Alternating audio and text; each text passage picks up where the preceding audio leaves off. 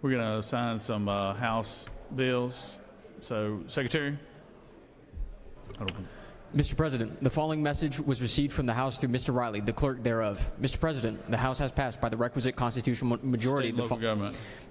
House Bill 1404 by Representative Steffens of the 164th and others, a bill to be entitled an act. State and local government. House Bill 1558 by Representative Glaze of the 67th and others, a bill to be entitled an act to provide a homestead exemption from City of Palomento ad valorem taxations for municipal purposes in the amount. Government. House Bill 1560 by Representative Burns of the 159th and others, a bill to be entitled an act to authorize the City of Springfield, Georgia to exercise all State and local government. House Bill 1562 by Representatives Camp of the 135th and others, a bill to be entitled an act to amend an act providing a homestead exemption from all Pike County ad valorem taxes. State and local government. House Bill 1563 by Representatives Camp of the 135th, a bill to be entitled an act to amend an act providing a homestead exemption from Pike State County. And local government. House Bill 1564 by Representative Yerta of the 152nd, a bill to be entitled an act to provide a homestead exemption from Lee County School District ad valorem taxes for educational purposes and the amount of the full assessed value of the homestead. State and local government. House Bill 1565 by Representative Yerta of the 152nd, a bill to be entitled an act to provide a homestead exemption from Lee County School District ad valorem taxes. State and local government. House Bill 1566 by Representative Burchett of the 176th and others, a bill to be entitled an act to provide a homestead exemption from Ware County School District ad valorem taxes for educational purposes in the amount. State and local government. House Bill 1568 by Representatives Thomas of the 21st and others, a bill to be entitled an act to amend an act reincorporating and recreating the City of Woodstock, approved April 17, 1975, as amended, particularly by an act approved April 12, 2012, so as to change the corporate limits of the city to provide for related matters to State and local government. House Bill 1569 by Representative Santos of the 117th and others, a bill to be entitled an act to authorize the State assessment. and local government. House Bill 1573 by Representative Gaines of the 120th and others, a bill to be entitled an act to provide a homestead exemption. State and local government. House Bill 1575 by Representative Saines of the 180th and others, a bill to be entitled an act to amend an act to provide a homestead exemption from all City of Kingsland ad valorem taxes for any city purposes. State and local government. House Bill 1576 by Representative Saines of the 180th, a bill to be entitled an act to provide a homestead exemption from City of State Kingsland. and local government. House Bill 1581 by Representatives Bonner of the 73rd and others, a bill to be entitled an act to provide a homestead exemption from City of Fayetteville ad valorem taxes for municipal purposes in a floating. State and local government. House Bill 1582 by Representatives Bonner of the 73rd and others, a bill to be entitled an act. State and local government. House Bill 1583 by Representatives Bonner of the 73rd and others, a bill to be entitled an act to amend an act provided. State and local government. House Bill 1587 by Representative Sanchez of the 42nd and others, a bill to be entitled an act to abolish the office of elected county surveyor of Cobb County, to provide for the appointment of a county surveyor by the governing authority of the county after January 1st, 2029, to provide for State success. and local government. House Bill 1588 by Representatives Cummings of the 39th and others, a bill to be entitled an act to amend an act changing the compensation of. State and local government. House Bill 1594 by Representatives Williams of the 160th. State and local government. House Bill 1595 by Representatives Fry of the 122nd and others, a bill to be entitled an act to amend an act to grant residents of Clark County and the Clark County School District upon their homesteads an exemption of $10,000 from certain ad valorem taxes levied. State and local government. House Bill 1598 by Representatives Hatch of the 155th, a bill to be entitled an act to provide a homestead exemption from Lawrence County School District ad valorem taxes for educational purposes. State and local government. House Bill 1599 by Representative Jackson of the 128th, a bill to be entitled an act to amend an act to create the State and local government. House Bill 1601 by Representatives Dubnik of the State and 29th. local government. House Bill 1602 State by and local Representatives Dubnik.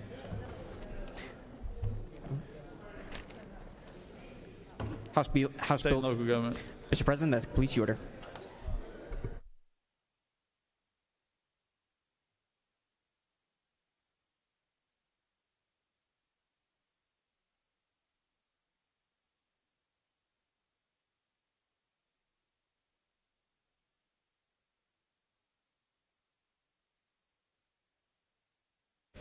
Secretary, read the caption. Mr. President, the following message was received from the House through Mr. Riley, the clerk thereof. Mr. President, the House has disagreed to the Senate substitute to the following bill of the House. House Bill 974 by Representatives Burns of the 159th and others, a bill to be entitled an act to make and provide appropriations for the state fiscal year beginning July 1st, 2026 and ending June 30th, 2027, to make and provide such appropriations for the operation of the state and for other purposes. Mr. President, that completes the order.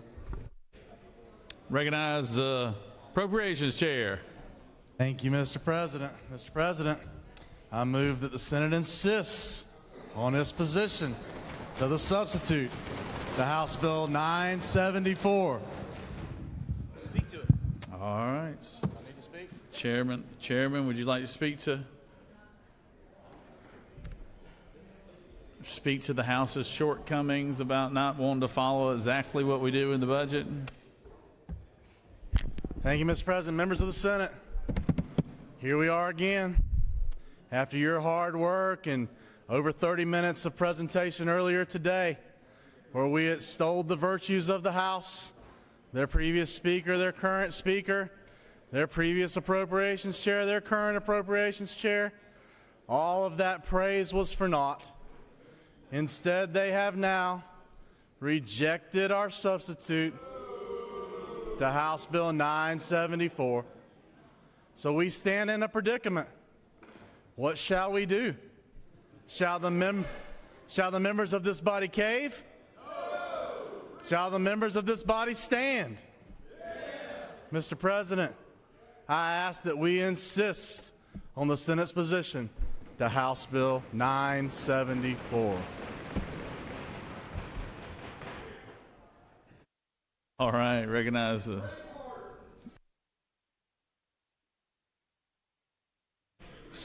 Senate. The chairman has moved that the Senate insists on its substitute to HB 974. Any objections?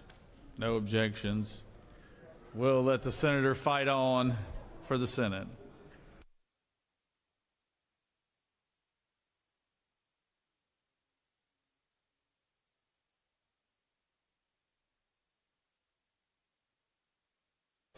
Recognize Senator from the 32nd. Recognize Senator from the 32nd. Recognize Senator from the 32nd.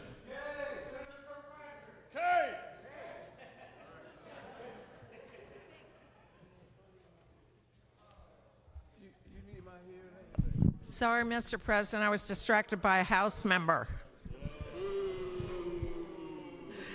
There's one still working. I know. Mr. President, I move that the Senate agree to the House substitute for Senate Bill 395. All right. Secretary, read the caption.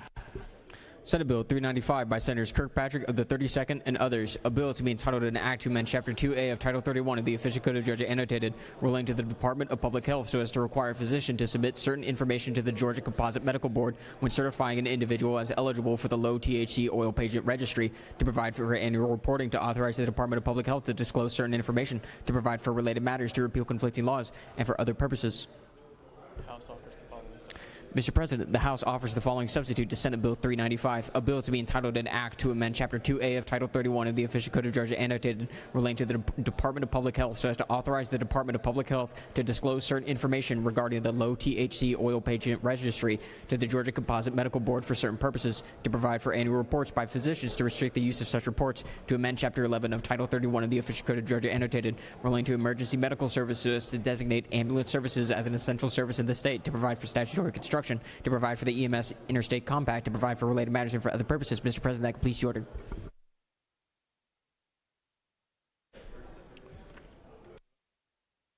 Is there objection? Senator from the 32nd.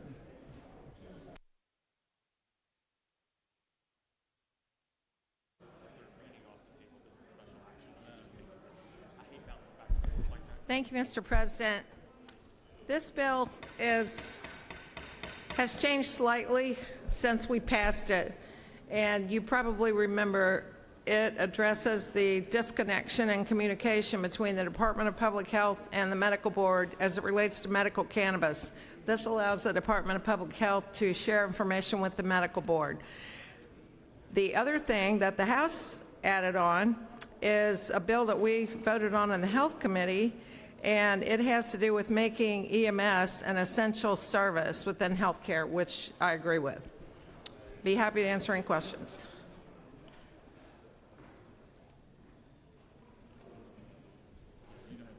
Thank you.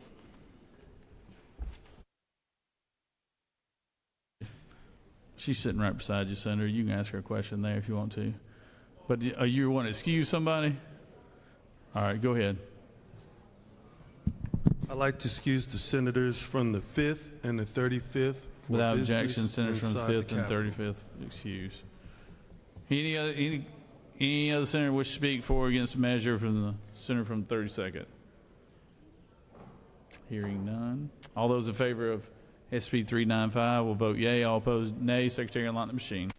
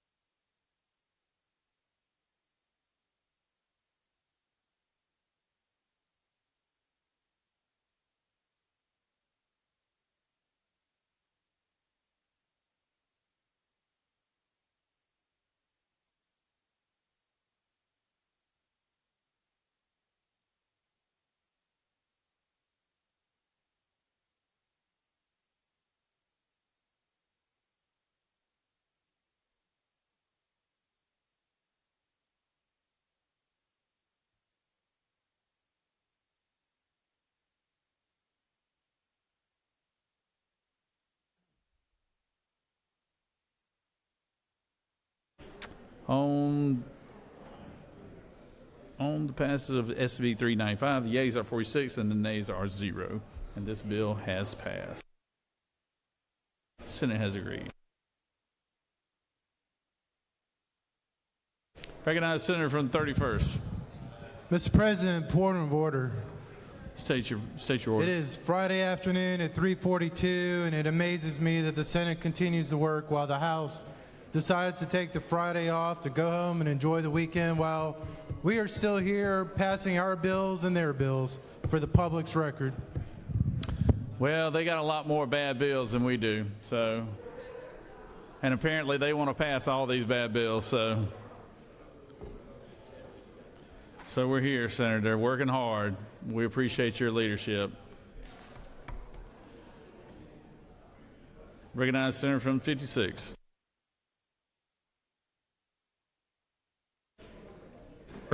Mr. President, I move the Senate agree to the House substitute for Senate Bill 470. Secretary, read the caption. Senate Bill 470 by Senators Albers of the 56th and others, a bill to be entitled an act to amend Article 2 of Chapter 11 of Title 16 of the Official Code of Georgia annotated relating to offenses against public order so as to prohibit the possession, use, operation, manufacture, sale, offer, for sale, distribution, or import of signal jammers, to specifically authorize the Attorney General to commence forfeiture proceedings, to provide for exemptions, to provide for definitions, to provide a short title, to provide an effective date, to provide for related matters, to repeal conflicting laws, and for other purposes. Mr. President, the House offers the following substitute to Senate Bill 470, a bill to be entitled an act to amend Article 2 of Chapter 11 of Title 16 of the Official Code of Georgia annotated relating to offenses against public order so as to prohibit the possession, use, operation, manufacture, sale, offer for sale, distribution, or import of signal jammers, to establish criminal offenses, to provide for penalties, to require that certain penalties shall not be suspended, stayed, deferred, or withheld by the sentencing court, and for other purposes. Mr. President, that completes the order.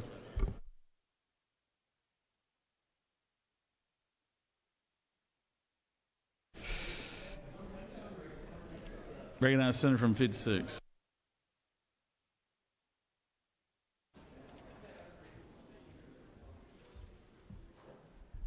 Thank you, Mr. President. Senate Bill 470 came back from the House. This is the GBI agency of legislation for signal jammers. We just clarified two words to separate someone who might be personally shielding their property versus protecting all of your homes and public safety professionals for those that would do harm with blocking all those signals.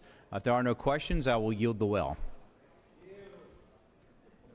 Question, Senator. Thank you. Does any other senator wish to speak for or against the measure?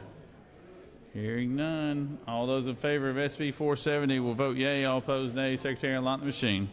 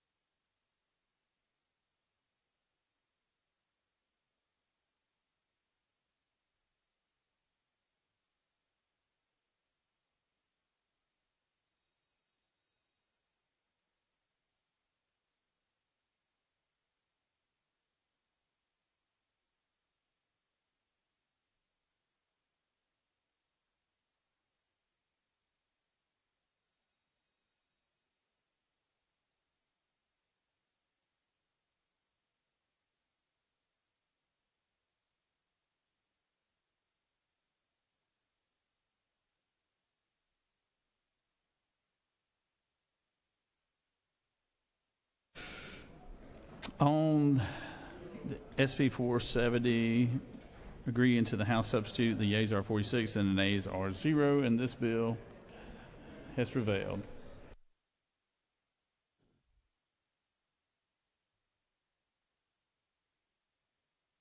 Recognize the pro tem, Senator from the 20th. Mr. President, I move the Senate agree to the House substitute to Senate Bill 284. Secretary, read the caption. Senate Bill 284 by Senators Walker III of the 20th and others, a bill to be entitled an act to amend Chapter 5 of Title 10 of the Official Code of Georgia, annotated the Georgia Uniform Securities Act of 2008, so as to authorize the issuance of orders by the Commissioner of Securities directing persons who have violated certain securities provisions to return to investors, customers, or clients sums paid in connection with securities purchases, to provide for related matters, to repeal conflicting laws, and for other purposes. Mr. President, the House offers the following substitute to Senate Bill 284, a bill to be entitled an act to amend Chapter 5 of Title 10 of the Official Code of Georgia, annotated the Georgia Uniform Securities Act of 2008, so as to authorize the issuance of orders by the Commissioner of Securities directing persons who have violated certain securities provisions to return to investors, customers, or clients sums paid in connection with securities purchases, to amend Part 10 of Article 6 of Chapter 2 of Title 20 of the Official Code of Georgia, annotated relating to capital outlay funds under the Quality Basic Education Act, so as to provide for the award of low wealth capital outlay grants to qualifying school systems, that award certain contracts for roofing improvements to suppliers that meet certain criteria, to provide for such criteria, to amend Chapter 91 of Title 36 of the Official Code of Georgia, annotated relating to public works bidding, so as to provide that certain contracts and for other purposes. Mr. President, that completes the order. Recognize Senator from the 20th. Thank you, Mr. President. Colleagues, I bring you Senate Bill 284. The original version of this bill we passed out of this body on March 6 of 2025 by a vote of 54 to 1, and it provides a additional tool for the Securities Division of the Secretary of State's office. Currently, they can, under current law, if there's somebody defrauding investors, they can issue a cease and desist order, which could include a denial or revocation of their license or conditional license to operate in Georgia, or they can issue civil penalties, and of course those penalties, when paid, go to the state treasury. This bill would allow them to require the perpetrator of the fraud to return invested or stolen funds, essentially, or invested funds to the defrauded investors. Again, we passed this in March of 2025, and I believe it was July of 2025, the First Liberty scheme came to light, and that has been investigated and is now in federal receivership. But had this been in place at that time, the Securities Division could have hopefully gotten some of that money returned to the defrauded investors. But there are other similar situations going on now that this would help with, and I think a lot of times it's our senior citizens that get duped by these schemes, and this is a good way to protect them or have them restored, their finances restored if they're defrauded. The House added some language to the bill that has to do with low wealth schools and the procurement method for roofing improvements. It's something that's been requested by the Georgia Department of Education. Last change to it is that it'll be effective upon the governor's signature. I'd ask for your favorable consideration. Happy to answer any questions if there are any. Otherwise, I'll yield the well. You do have a couple questions, Senator. Recognize Senator from the 14th. Thank you, Mr. President. Pro Tem yield. Yes, sir. Ms. Pro Tem, thank you so much for your great work on this over the last few years. I know that the victims in various securities fraud cases really appreciate it. And is it not true this bill is really just about making victims whole? That's the intent. Yes, sir. Thank you, Mr. President. No more questions, Senator. Thank you. I ask for a green vote.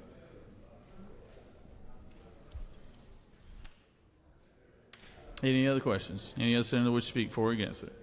Hearing none.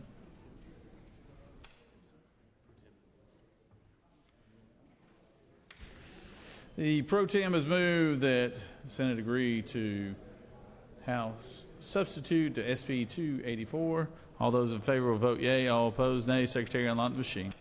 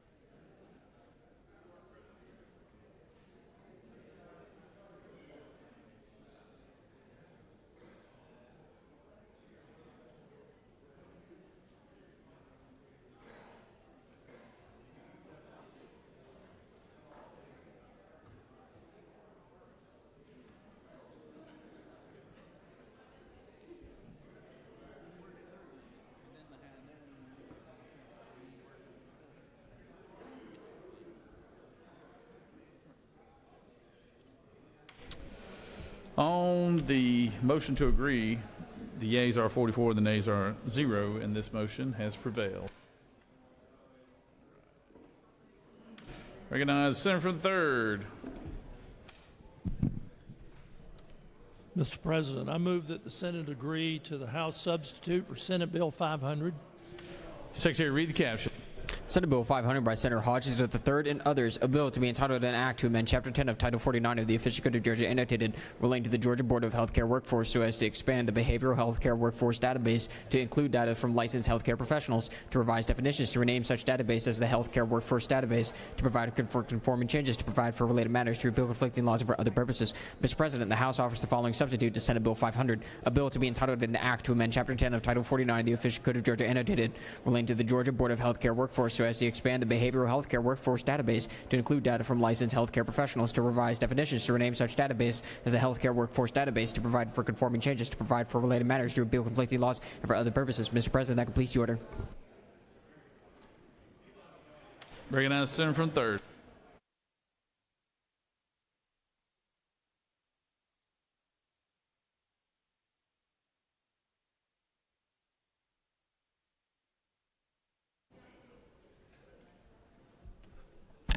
Thank you, Mr. President. Colleagues, Senate Bill 500 was agency legislation for the Georgia Board of Healthcare Workforce. It enhanced an existing data system they have to manage our healthcare providers in the state by adding 9 different licensing agencies so that the data system could have more healthcare providers. We needed to add one more, a 10th, and we added that in the House to increase the number of licensing boards and thereby increase the number of healthcare providers in the data list. If there are no questions, I'll yield the well. You have no questions, Senator. Thank you.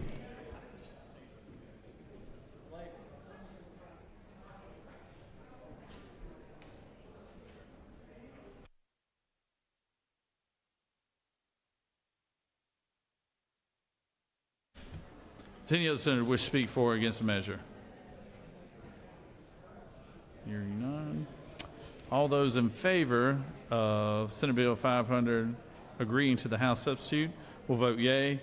All opposed, nay. Secretary, unlock the machine.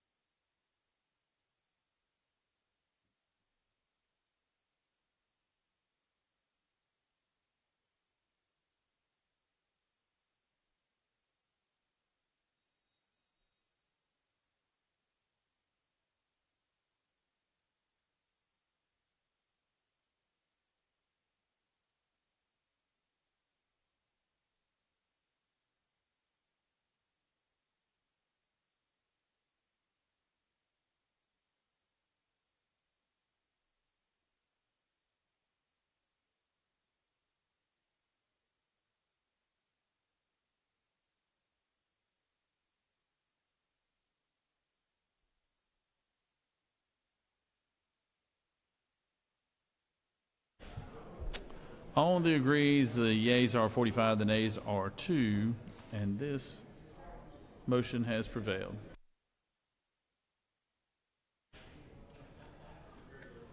Recognize the senator from the 52nd. Mr. President, I move that the Senate agree to the House substitute to Senate Bill 566.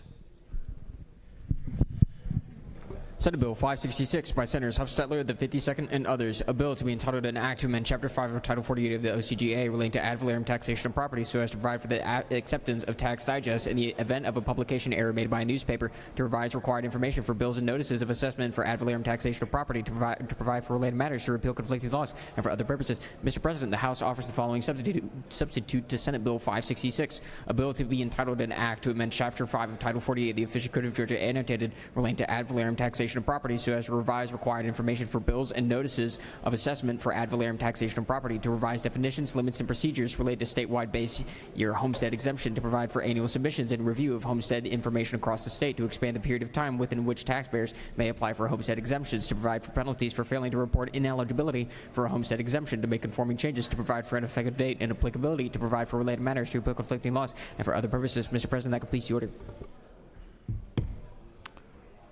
Recognize the senator from the 52nd.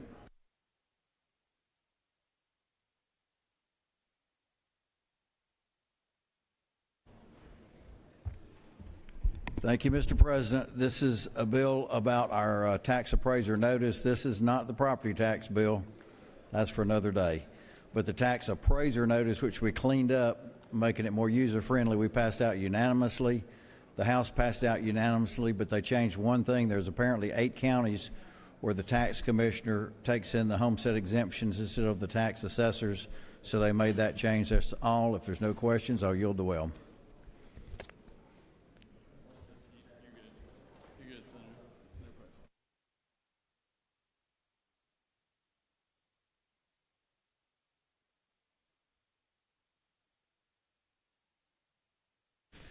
The senator wish to speak for or against the measure? Hearing none. All those in favor of the motion to agree to the House substitute on Senate Bill 566, all those that agree will vote yea. All opposed, nay. Secretary, unlock the machine.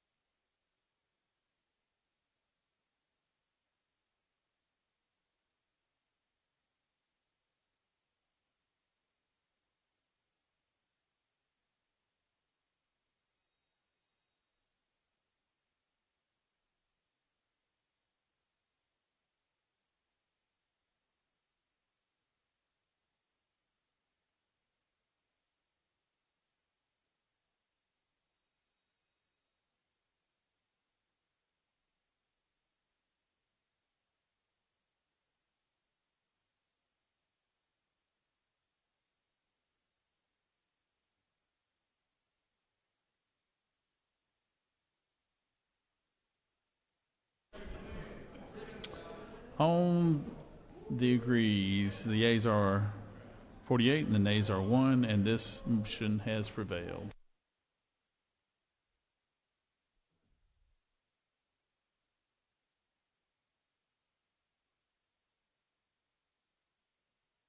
Recognize the senator from the 4th. I move that the Senate agree to the House substitute to Senate Bill 472. Secretary, read the caption. Senate Bill 472 by Senators Hickman of the 4th and others, a bill to be entitled an act to amend Chapter 2 of Title 20 of the Official Code of Georgia annotated rebating to elementary and secondary education so as to provide for the suspension of members of local boards of education following certain audit findings or findings by the state auditor of financial mismanagement or misconduct, to provide for a cap on the total amount of advanced distributions of state allotted funds that may be made by the State Board of Education to local units of administration, to provide for intervention plans, to provide for the authority of the state auditor relative to such intervention plans, to provide for an effective date, to provide for related matters, to repeal conflicting laws, and for other purposes. purposes. Mr. President, the House offers the following substitute to Senate Bill 472, a bill to be entitled an act to amend Chapter 2 of Title 20 of the Official Code of Georgia annotated relating to elementary and secondary education so as to provide for the suspension of members of local boards of education following certain audit findings or findings by the state auditor of financial mismanagement or misconduct, to provide for employment contract terms, conditions, and limitations for local school superintendents under certain conditions.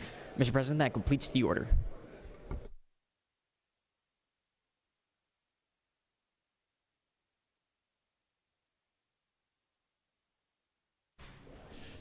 Recognize the senator from the 4th.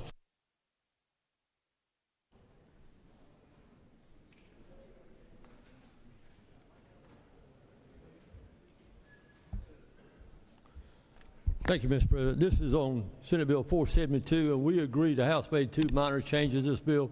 We agree with both changes. One of the changes was on line 55, and I'll just read it. Local school system is designated by the state auditors requiring the highest level of monitoring, support, intervention promulgated by the Department of Audit and Account.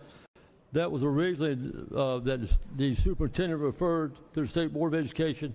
The House changed it to the state auditor. We're obviously good with that change. Then also, they inserted a section. The current law says that in order for a school system to vote on a move to a county system, it requires a 25% of the voters sign a resolution to do that. This amended that to say that they can sign a 10% of the registered voters in that area, in that city, can sign a resolution, and then it moves to the voter. But in all times, it's still, in order to move to the county system, it still has to be approved by all the citizens in that city. Mr. President, that's the way. That's it. And I yield the will. Thank you, sir. Any other senator wish to speak for or against the measure? Oh, hey, Senator from the 41st. Senator, you have been active this session. I tell you what. Are you running for something? Thank you, Mr. President. I just want to be clear about why I do not want to agree to this. And it's simply because there's a small provision in this bill that allows a group of people that represent only 10% of a municipality to go to a ballot initiative to dissolve the education system. In a place like where I come from, having such a low threshold for being able to go to referendum to dissolve the entire school system, it just gives us some trepidation and some pause. And so that's why I just wanted to explain my red vote. Y'all carry on, but I just wanted to be clear that a 10% threshold to be able to get on the ballot to dissolve an entire school system does cause us some heartburn. Thank you. I yield the well. Any other senator wish to speak for or against the measure? Hearing none, the senator from the 4th has moved that the Senate agree to House substitute. All those in favor will vote yea. All opposed, nay. Secretary will lock the machine.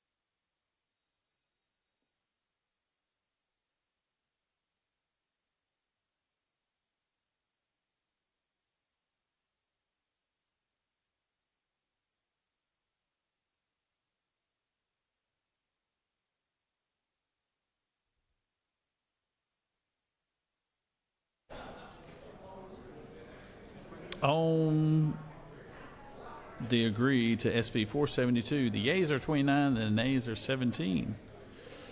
And the motion prevails.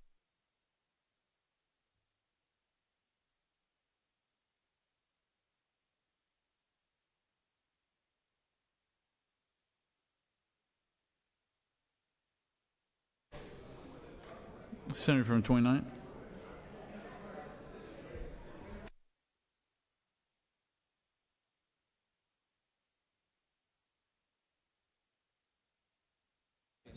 Mr. President, I move that the Senate agree to the House substitute on Senate Bill 542. Secretary, read the caption. Senate Bill 542 by Senators Robertson of the 29th and others, a bill to be entitled an act to amend Chapter 6 of Title 16 of the Official Code of Georgia annotated relating to sexual offenses so as to permit clergy members to be charged with certain improper sexual contact offenses, to provide for definitions, to provide for related matters, to repeal conflicting laws, and for other purposes. Mr. President, the House offers the following substitute to Senate Bill 542, a bill to be entitled an act to amend Chapter 6 of Title 16 of the Official Code of Georgia annotated relating to sexual offenses so as to establish certain criminal offenses by clergy members for improper sexual contact with victims who are under their pastoral care or spiritual guidance, to provide for penalties, to provide for a limitations period, to provide for definitions, to provide for related matters, to repeal conflicting laws, and for other purposes. Mr. President, that completes the order. Recognize Senator from 29th.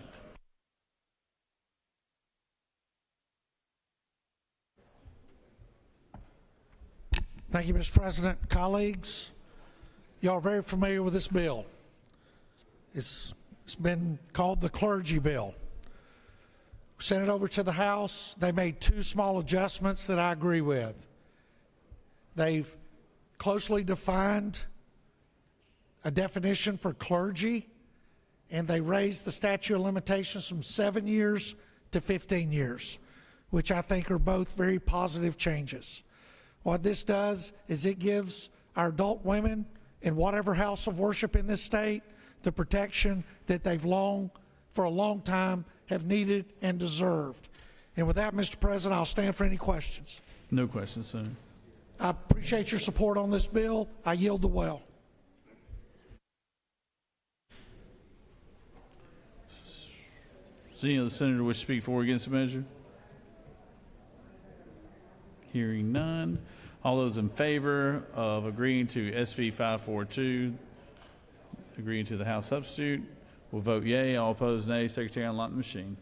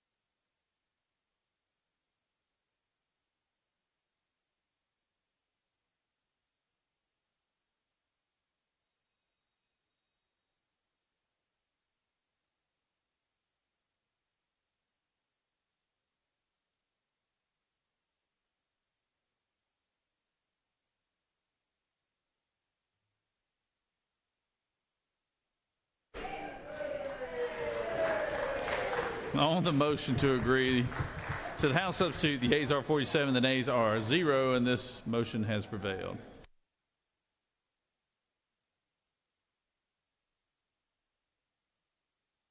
All right, we just finished up some special actions. Now we're going to start taking bills off the table. So, you ready? So, I recognize Senator from the 50th. Thank you, Mr. President. I move that we remove House Bill 1396 from the table. Secretary, read the caption. House Bill 1396 by Representative Stration of the 104th and others, a bill to be entitled an act to amend Article 1 of Chapter 8 of Title 50 of the Official Code of Georgia annotated relating to general provisions relative to the Department of Community Affairs, so as to require certain privately funded organizations that operate a shelter or provide outreach services to homeless individuals within 1,000 feet of schools, public parks, public playgrounds, or certain child care facilities, and for other purposes. Mr. President, that completes the order. Is there objection? Hearing none. Senator from the...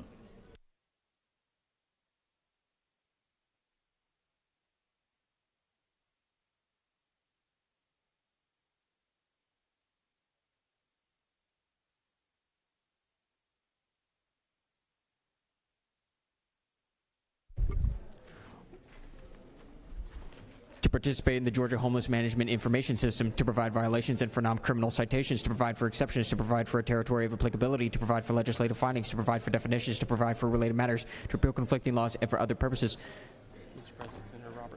Mr. President, Senator Robertson of the 29th District and others offers the following amendment. Amendment 1, amend HB 1396 by striking lines 61 and 62 and replacing with the following. Section 3, Title 50 of the Official Code of Georgia annotated relating to state government is amended by adding a new code section to read as follows. 50-18-79, if any claim of a non-lawful employment practice made against the General Assembly and for other purposes. Mr. President, Senator Merritt of the 9th District offers the following amendment. Amendment 2, amend House Bill 1396 by replacing line 7 with the following. Citations, to provide for exceptions, to provide for a territory of applicability, to provide for the provision of transport to and services by other municipalities under certain circumstances, to provide for costs of such transportation and services, to provide for and for other purposes. Mr. President, that completes the order. Recognize Senator from 50th.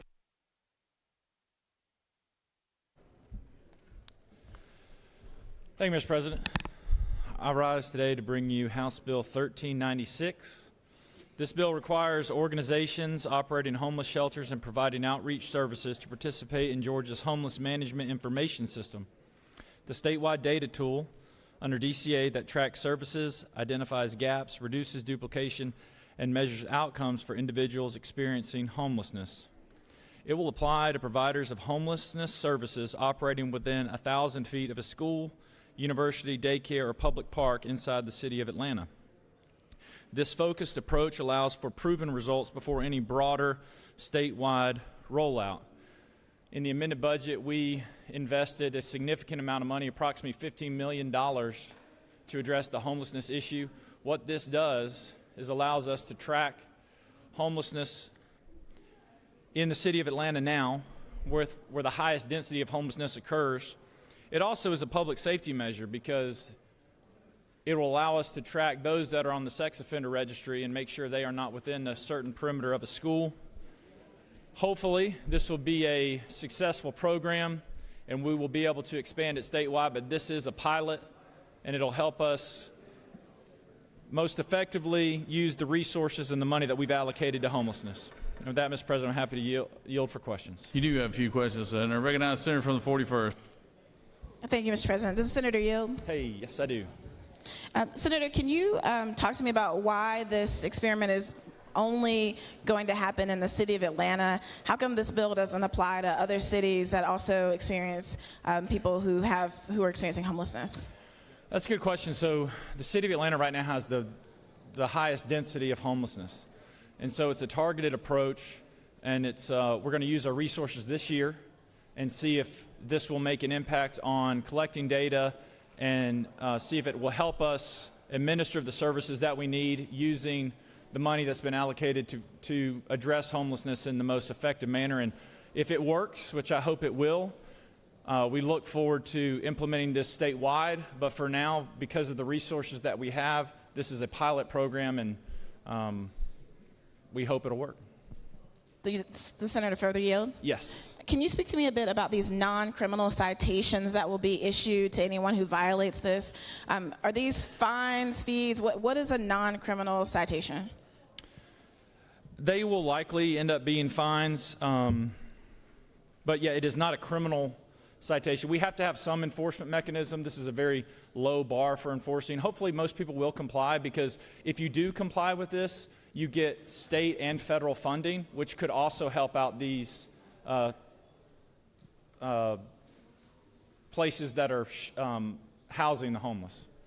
Does the Senator further yield? I do. You suggest that by participating in the Georgia Homeless Management Information System, that if I participate because I provide sandwiches to 11 or 12 people, which would make me therefore have to qualify, that would therefore make me qualify for state and federal funds? Is that what you're saying this bill does? Yes.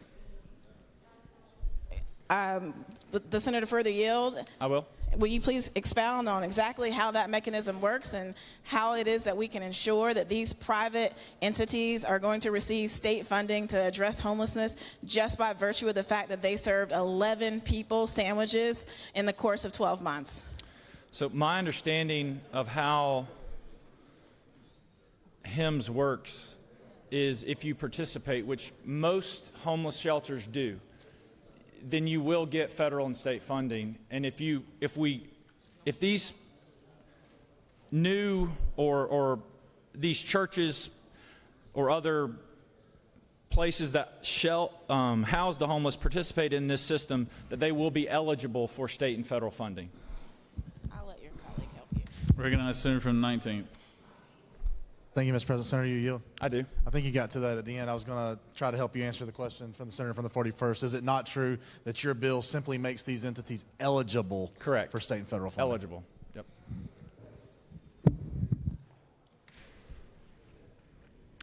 Senator from 36. Thank you, Mr. President. Does the senator yield? I do. Senator, if you could, when this bill was presented in committee, we had a conversation that did not include any reference to, qualifying for federal funds. But I understand that you're saying that would be a potential outcome. Is that right? That's correct. And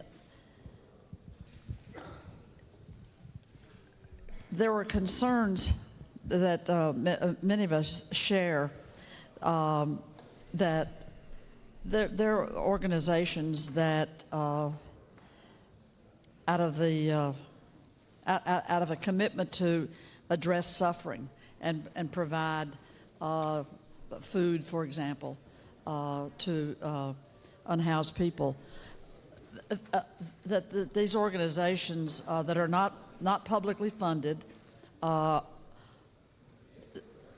oftentimes would lack the capacity to do the administrative work that they're being invited to do, and that they're going to be fined or cited by the police if they fail to do it, if they fail to go online and make entries. Isn't that what this bill would do?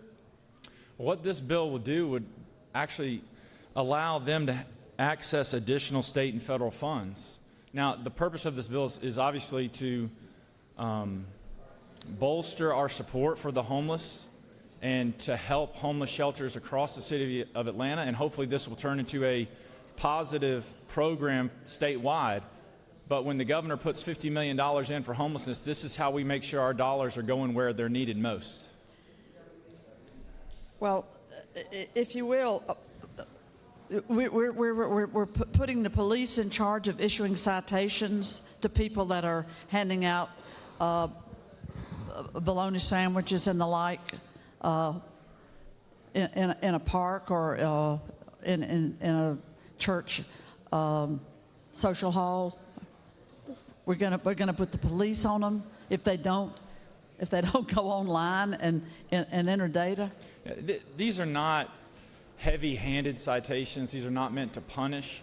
We have to have some sort of enforcement mechanism, but I believe that these shelters will welcome this system because of the ability to access more state and federal funds. And like I said, if this is a successful program, we'll be able to implement it statewide, and we can further address the homelessness issue in the state of Georgia, which you and I both agree is an issue that needs to be addressed. Well, isn't it true that we're people that are helping in ways that they can best do through their church organization or their nonprofit? Again, they don't have public funds.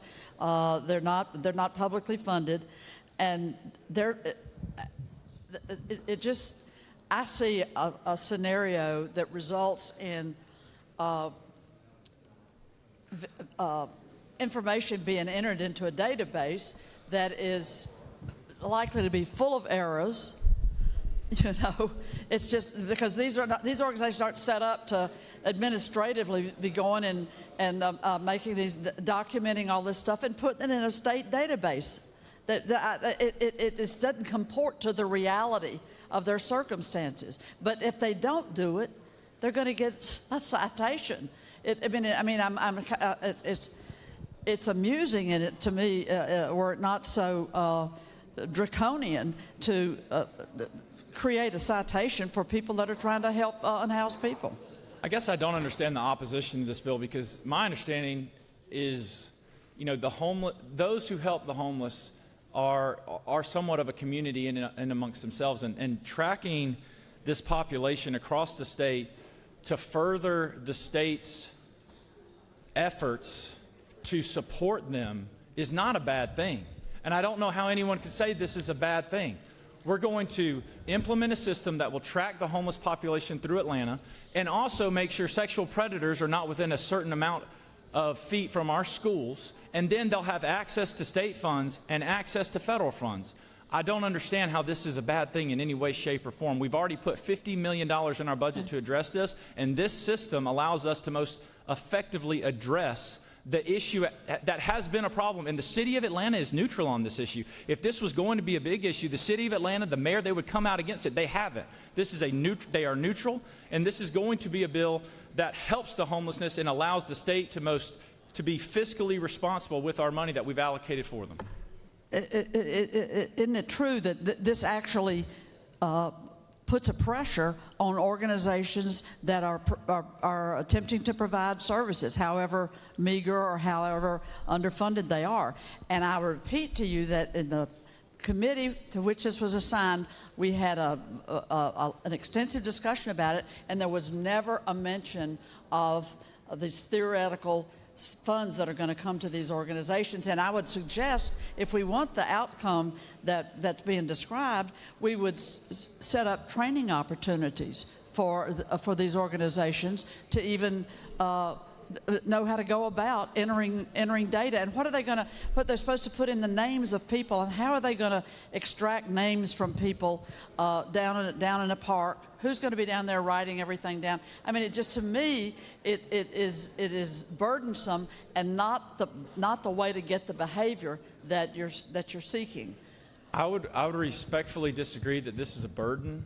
I believe this is more of a relief valve for them, and the larger homeless shelters in the city, I believe, will be more than willing to help and assist so that we can track this population, monitor them appropriately, and send funds where they're most needed. It's true that it's the larger organizations are doing that already. Exactly. The larger organizations that assist homelessness are already doing this, and this just spreads the wealth, so to speak, and helps tracking and allows us to be fiscally responsible while and has our supporting the police homeless tied up issuing citations for people for giving out sandwiches. If that's what you have to say to vote against it, then I respect that. With that, Mr. President, I yield the I'm afraid that is. Thank you.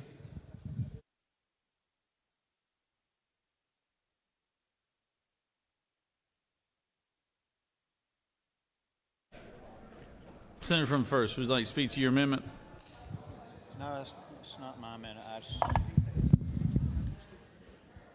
Mr. President, I wanted to make a motion to call the previous question, but may need to.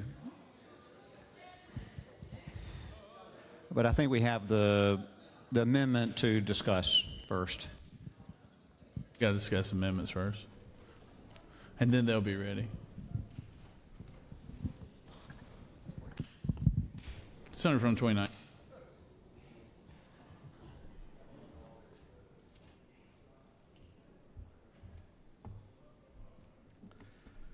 Colleagues, I would love to come up here and explain this amendment to you, but I think I've explained it 3 other times. It has picked up a name floating around the Capitol called the Epstein Amendment. I want to start out by saying I never knew Mr. Epstein, and I have no reason to ever want to write his name on anything that I would carry.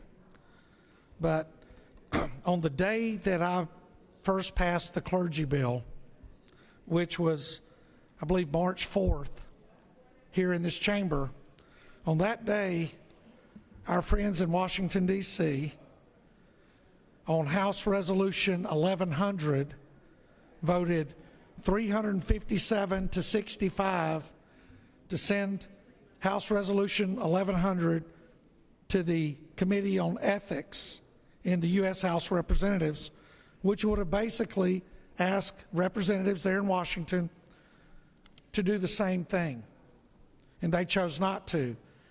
And what disturbed me is a lot of the people who chose not to were the same people who rightfully demanded that a Republican congressman from Texas not seek re-election after a staffer who he is alleged to have had an inappropriate relationship with died after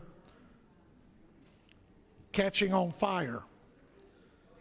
And so I felt it necessary to hold ourselves to the same standard that we hold others to. Now, oddly enough, while I take a lot of pride of serving in this building, there's a lot of childish behavior that goes on in this building. I've had several people come and ask me, who are you going after? I've been in this building for 8 years. I've only known of one elected individual in this building who has ever had a complaint filed against them, and it was before I was elected. Somebody asked me it had something to do with the upcoming races. I've endorsed one person in the upcoming race for anything, and he's standing behind me. And as far as I know, there's never been a complaint filed against him. So let's look at this for what it is. If it was, they'd have a commercial about it by now, you know.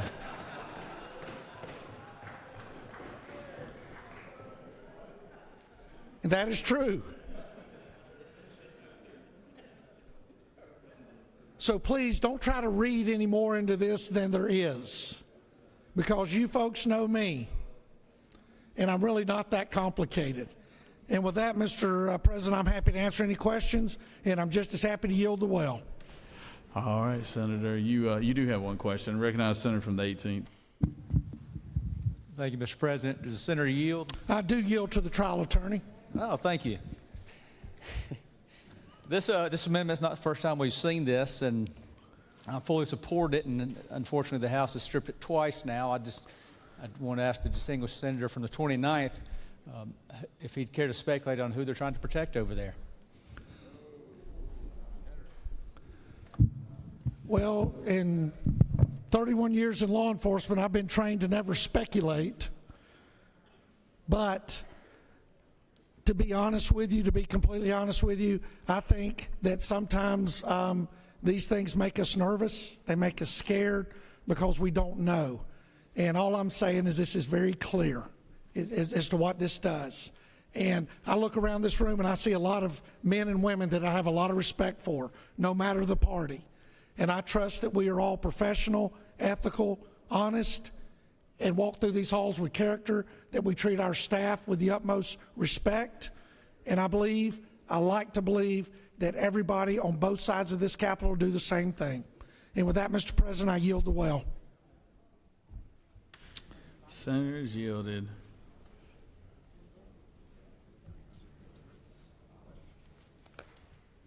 Recognize the senator from the 9th. Senator, you've been quiet this session. You've been quiet this session, Senator. You should talk as much as the senator from the 38th does now. It's quality, not quantity. Thank you, Mr. President. I'm going to speak to the amendment that I introduced, but I rise in opposition to HB 1396. I'm troubled by this bill. I know the senator from the 50th came here and pitched the bill as, hey, oh yes, we're just collecting data. And unfortunately, there is language in the language that he was referring to about collecting data on sexual predators, and that it provides some guaranteed funding or funding availability of state and federal funds. None of that is in the language of this bill, by the way. Nowhere. If someone finds it while I'm up here, point it out to me, and we'll discuss. But this is more concerning than it sounds or seems. Just to let y'all know a story, not long ago, I met a woman right here outside of church here in downtown Atlanta. And she wasn't asking for much. All she wanted was a warm meal, a blanket, and someone to look her in the eye and just treat her like a human being. And the people helping her weren't these big organizations. It was the smaller private organizations that we're talking about. And they're not funded by the state. They were volunteers, they're often neighbors, and they're doing this work because no one else will. Now, I had some folks come and talk to me about this bill because they're trying to clean up their area. I get it. Everybody wants to clean up their area. A lot of where this part of Atlanta is becoming gentrified and people are moving in. And frankly, no one wants homeless people around them. But they're here. What are we supposed to do with them? I get it. And then I was told that there's organizations coming in that just come and giving them sandwiches. And when they get these sandwiches, the homeless people stick around, cluttering up their neighborhoods. I got it.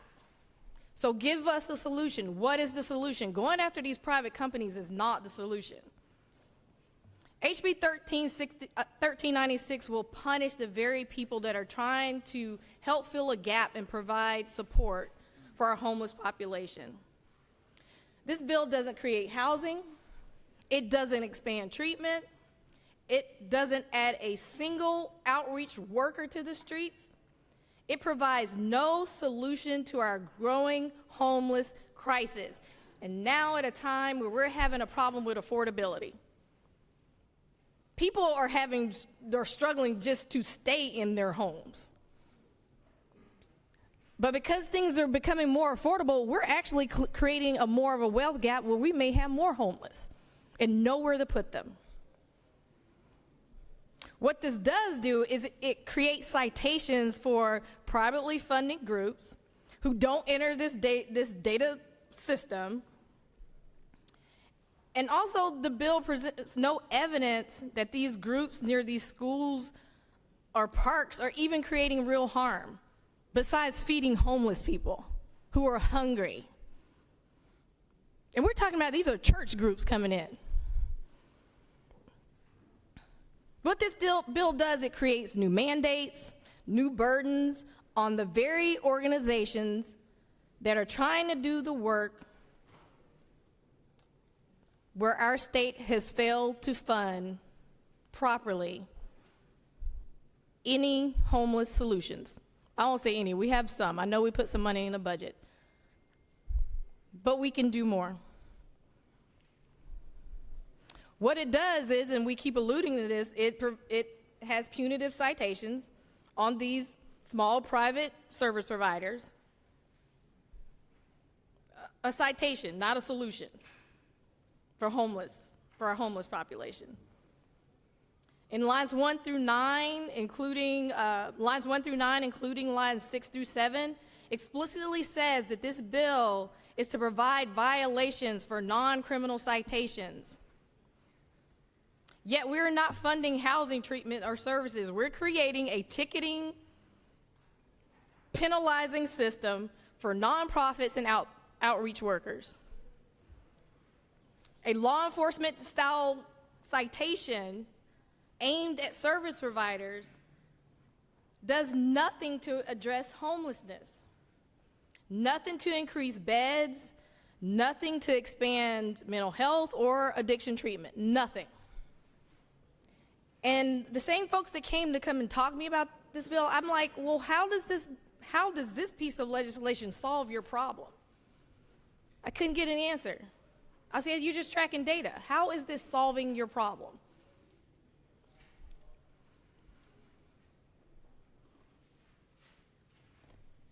The bill's core requirement is a mandatory participation in the HMIS, as we're saying, for these privately funded providers near schools, parks, and child care facilities. It's about data collection. There is no guarantee in this bill of more shelter, more outreach, more treatment tied to this mandate as the reason as to why they're collecting the data. I could understand if it was pitched to me that that's why we're collecting data, but that's not the information that I got. We just don't want homeless people in our yard or on our streets. We're telling people that are doing this work, providing services to our homeless population, give us your data or we're going to cite you. We're going to give you a citation. Instead of here's some funding, here's some coordination, and here's some support to actually move people off the street. The HMIS participation in what's written in the bill, it sounds nice on paper, but in practice, it's going to create an administrative nightmare. It's got data entry, it's got staff training, some compliance checks, and for small profits just trying to help a handful of people as they're dropping off food on a Thursday, if they fail to report into this system, it's a non-criminal citation, creating more legal pressures for them. I also asked the question, give me some data on how these groups are doing harm. There's no evidence of harm from privately funded groups near schools and parks. Haven't seen that data. Nowhere in this bill, neither in the findings nor the operative language, is there data showing that privately funded groups near schools, parks, and playgrounds are causing this measurable harm. The sponsor has not presented any evidence that these organizations are a real problem. We're regulating the helpers without a record, they have no record of creating danger, disruption, or justifies this level of state intrusion. But what this bill does do, it quietly and surgically targets the city of Atlanta. It doesn't specifically say the city of Atlanta, but if you look at the bill, the territory of applicability language that's on lines 80 through 110 is drafted so narrow, a 10-mile radius, a multi-county municipality around independent school systems. I don't know about y'all, but that describes the city of Atlanta to me. And if this truly was about a statewide coordination about accountability, it should be written as a statewide standard. Instead, it singles out Atlanta's homeless support network. And I can't imagine that the city of Atlanta is asking for a bill that curbs and chills the very outreach efforts that they rely on. I understand they were neutral, but I would be astonished if they were trying to curb these type of support. Meanwhile, neighboring municipalities aren't even considered in this bill that are leaving gaps. Now, the amendment that I have proposed here, this is actually something from Governor DeSantis. We can call it the DeSantis Amendment. And it just basically says if there's a shortage of outreach services in an area, homeless individuals are unable to obtain outreach services in such area, that they shall be transported to and provided outreach services by a municipality created after January 1st, 2024, that is also located within a county with 15 or more municipalities, or wholly or partially located within such county. And that municipality shall be responsible for all costs and transportations and provisions of outreach. So some of you are saying like, well, what city is that? It is my beloved city of Mulberry. Love me some Mulberry, knock on. Because if we're gonna create some mandatory data reporting requirements for privately funded homeless outreach groups without considering what happens if these groups stop providing services, you should support my amendment. Let's send them to Mulberry. It's new, they probably got some shiny new money. Let's let them help us out. with our homeless problem. And in closing, let's be clear, the original bill is impractical, it's morally tone deaf, and it is short-sighted. Homeless people deserve protection, not punishment, services, not restrictions.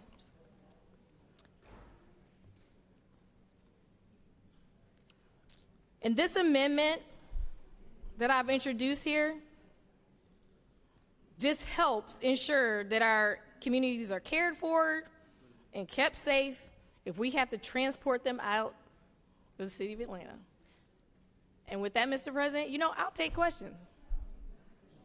Okay, I'm yield well. My team back there saying yield well. With that, Mr. President, I yield well. You made up for lost time, Senator. Good job.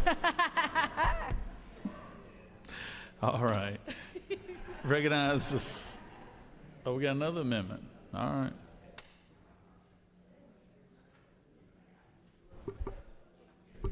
Mr. President, Senators Jackson of the 41st District offers the following amendment to amend House Bill 1396, Amendment Number 3, to amend by striking on line 48 shall be required to and replacing with may, striking lines 50 through 52. Mr. President, that completes the order.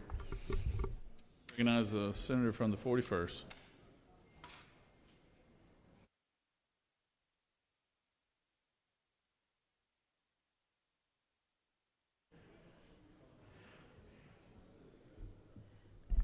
Thank you, Mr. President. I rise and ask for your support, your favorable consideration of Amendment Number 3. And let me just start by saying I rise today to speak as Mother Kim, which is what I'm known by on the streets of Atlanta. I'm the associate rector who serves the Church of the Common Ground, a church that works every day with people who are experiencing homelessness here on the streets of Atlanta. So I'm standing here with some real experience and real understanding of how this works on the ground. And I want to start by saying that if we continue to have this bill in its current form with the mandatory language of you shall enter this data into the database, I fundamentally believe that that will be an infringement on my religious rights. You see, as a church and as a Christian, I am compelled to feed the hungry, clothe the naked, and help heal the sick. That is a religious mandate. And if we go forward with this bill as it is written, you are telling every single church in the city of Atlanta that the moment they open a food bank, a food pantry, they have some extra clothes that they have out and they let more than 10 people who are experiencing homelessness come in and get it. Every soup kitchen that they run, every time they actually have maybe, I don't know, does it count for Maundy Thursday service too if you wash their feet and you let 10 people who are homeless come in for that too? You are telling people in the city of Atlanta who operate as churches, as mosques, as whatever religion that they are, as they are trying to exercise their religious duty, not using federal or state funds, you are forcing them to register in a database. And I fundamentally believe that that is a deep infringement on our religious freedoms. But let me also be clear. I run an organization and have during the entire time that I've been here that participates in this very system. I have a social worker that I've hired who is a part of an authorized group that puts people's information in the database. I believe in the database. The database is good because, not because it gives the organization access to state funds and federal funds. Let me be clear. The database gives the individuals who were put into it access to additional resources that are maybe funded by state and federal governments. And so we participate voluntarily because it's good for our people. In the course of the 2 years that I've had this social worker working with me who's been able to put people in the system, we've been able to get permanent housing for 180 people. It's a great system, but we're volunteering. And I want to just echo some of the words that you heard from the senator from the 36. She's not wrong. If you ask every single group that rides up into the middle of a park and distributes food, if you ask every single one of them to be responsible for entering data into the system, you are going to get trash data in is trash data out. These folks are not trained and equipped to do this. And also, I just want to highlight once more what we are asking of our law enforcement. We are asking our law enforcement that instead of making sure that we remain safe, instead of enforcing some of the parameters that we have around those who are sex offenders, we are asking law enforcement officers to come up to Mother Kim with my collar on and write me a citation for feeding the hungry, for putting a cup of coffee in the hand of someone who had to sleep on the street last night. You are asking police officers to take the time off from protecting and serving to write me a citation, to write other people who are convicted by their religious beliefs, by their own morality, their sense of love for fellow neighbor and human. You are asking police officers to write them a citation. I don't know very many police officers who want to do that. And I don't think it's fair to put them in that position. Now, I understand what the city of Atlanta is doing. I work down here every Sunday. I will be clear, listen, it is easier, and now in the park at Woodruff Park, it is easier to sell drugs than it is to hand out a sandwich. I know it because I try it every Sunday, and you now have to have a permit in the city of Atlanta to hand out food. So I understand that the city of Atlanta wants to clean things up, but there's a way to do it that's right, and then there's a way to do it that fundamentally infringes on my religious freedoms, on your religious freedoms.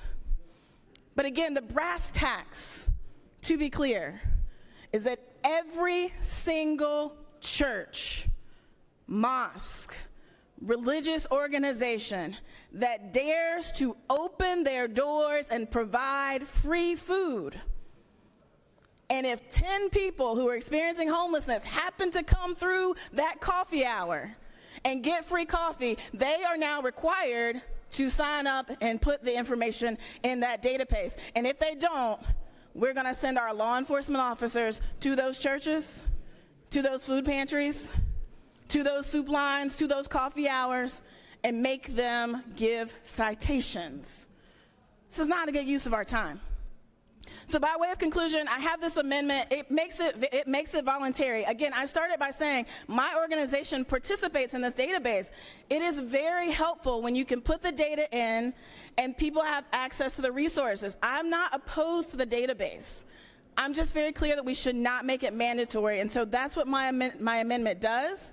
It allows those organizations who have the administrative capacity to add to it, to be able to do so, who have the ability to do it. It allows them to do it, but it also doesn't make it mandatory. So I do ask with great sincerity, because this is the work that I do, this is the experience that I have, I do ask that you would consider this amendment and vote for it.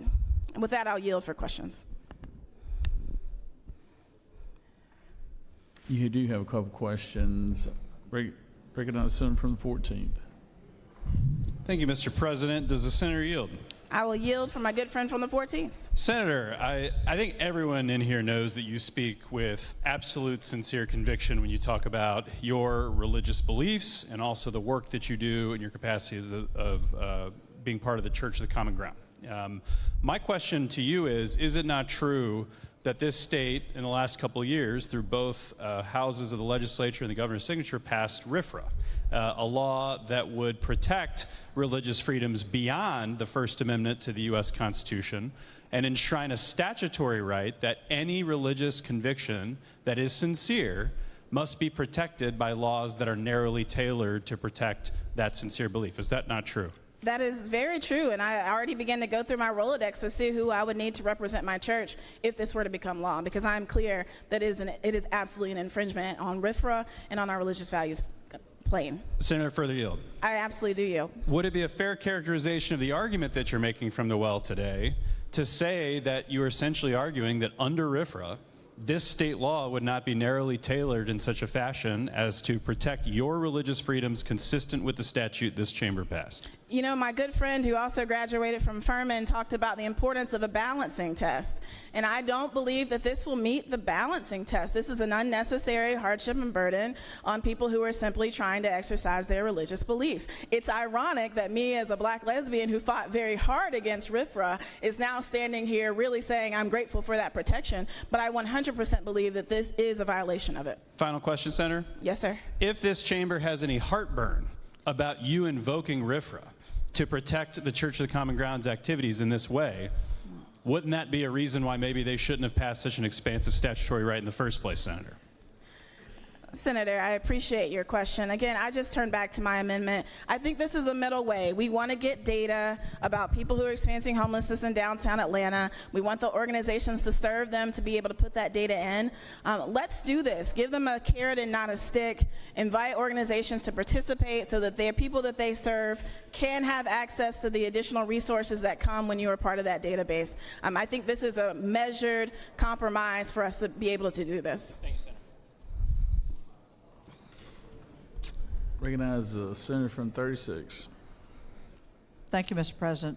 If the senator would yield just very briefly, isn't it true? I believe you have really brought your wisdom to bear here on a path forward, and that is we can support this amendment and then wholeheartedly support the bill, and that's what I would call a win-win, and we'd go forward.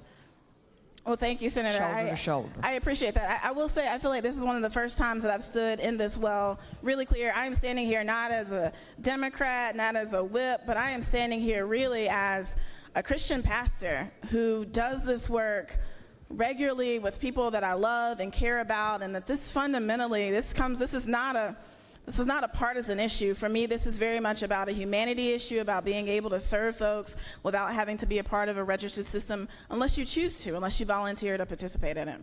Thank you. I think you've offered the perfect example for us to all have a deeper understanding and vote together on this. Thank you.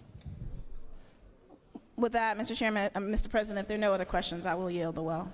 Senator, you may yield. Thank you.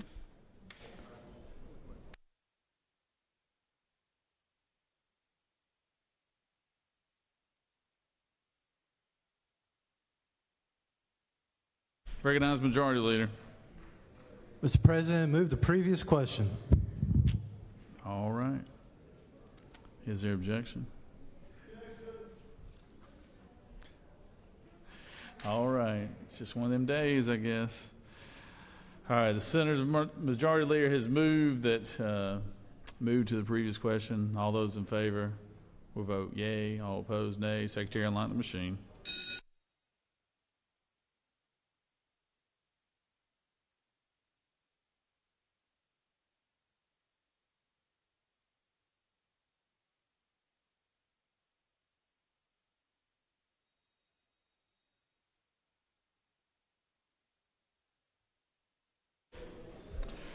Senator from 55th. Mr. Presiding President, isn't it not true that I had my light on trying to speak to the bill and this amendment, and I joined with my distinguished colleague in wanting to avoid infringement on my right to exercise my religious freedom in the way that would not be infringed upon? Each and every senator is going to have an opportunity to vote on every amendment and the bill itself.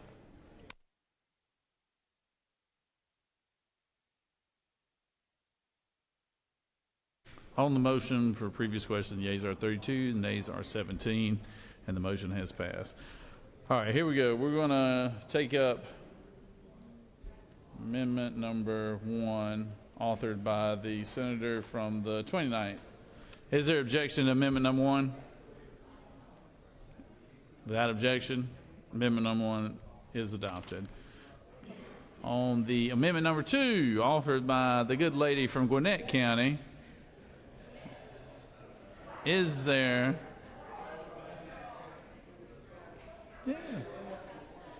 objection to the amendment? There is objection.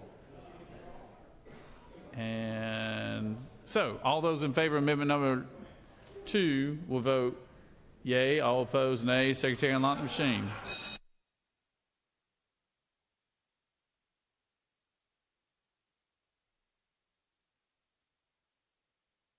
Senator from the 9th. Is this not true? Is this the Mayberry Amendment?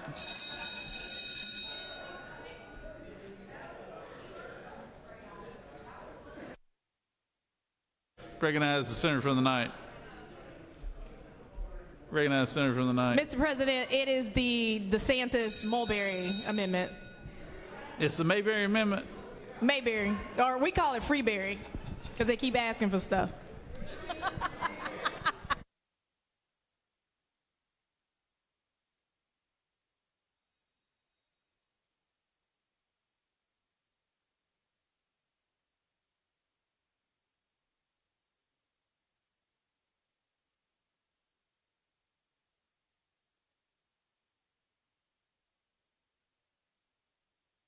On the adoption of amendment number 2, the senator from the, excuse me, on the adoption of the amendment, the yeas are 17 and the nays are 33. And this amendment has failed. I thought there was a little coalition going on over there.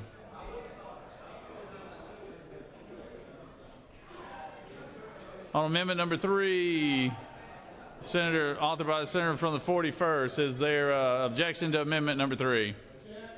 There's objection to amendment number 3. All right. All those in favor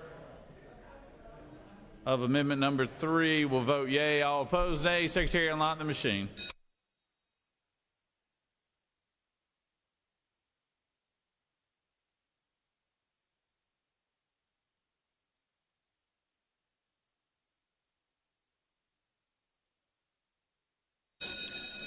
Senator from the 41st, for what purpose you rise? Parliamentary inquiry. State your inquiry. Isn't it true that a green vote is a true compromise vote that protects all of our religious freedoms? Each and every senator had to make that decision.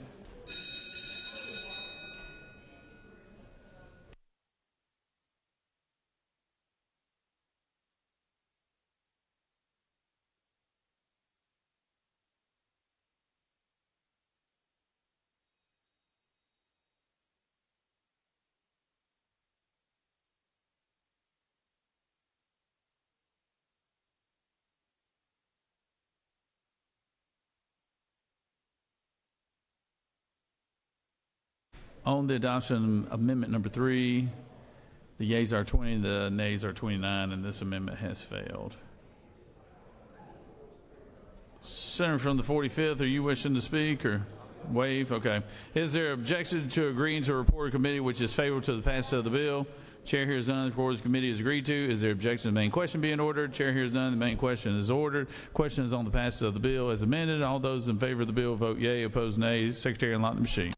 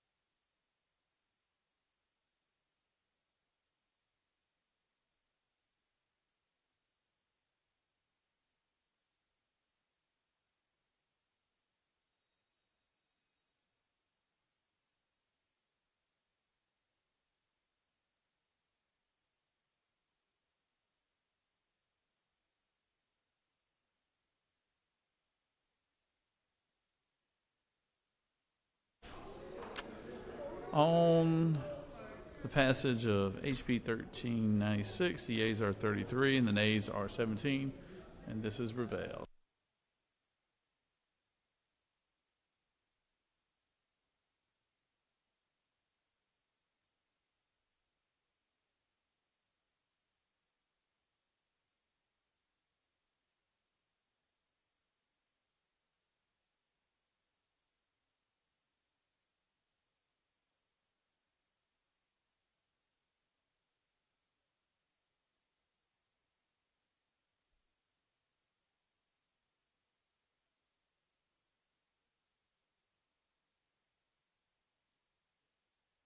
Recognize Senator from the 45th.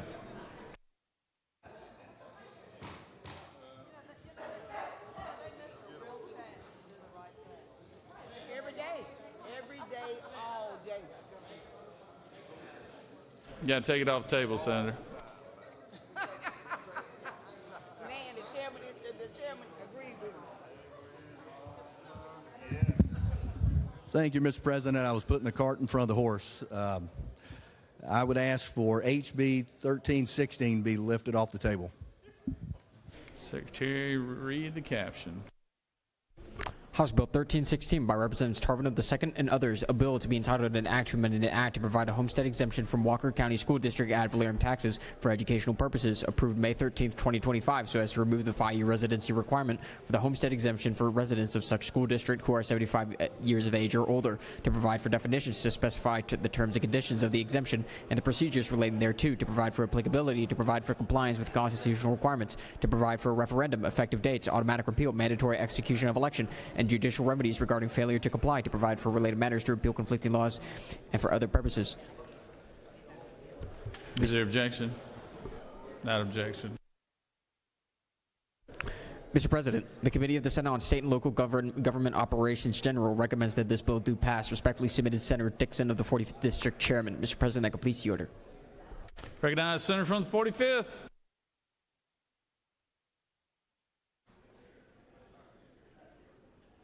The originator. He's the founder. He's the founding father.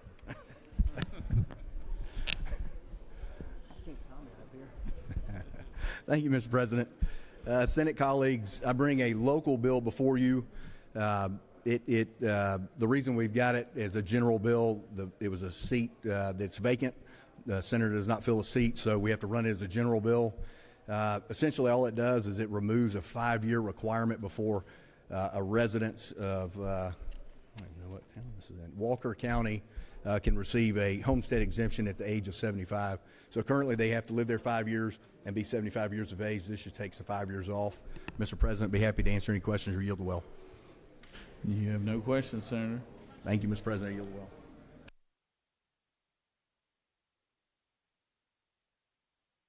Any other senator wish to speak for or against the measure? Is there objection to previous question being ordered? Chair hears none. Previous question is ordered. Is there objection to agreeing to the report of the committee which is favorable to the passage of the bill? Chair hears none. The report of the committee is agreed to. Is there objection to the main question being ordered?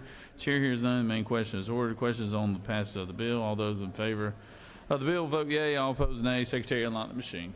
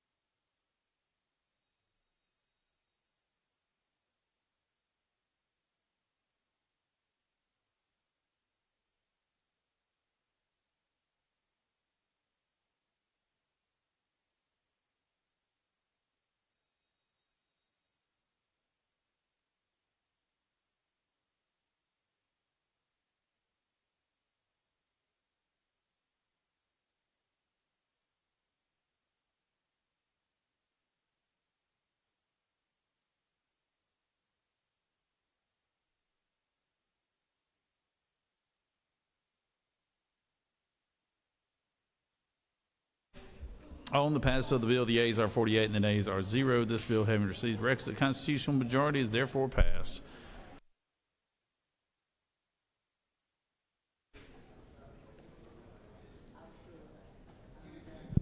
Recognize Senator from the 32nd. Mr. President, I move that House Bill 668 be removed from the table. Secretary, read the caption.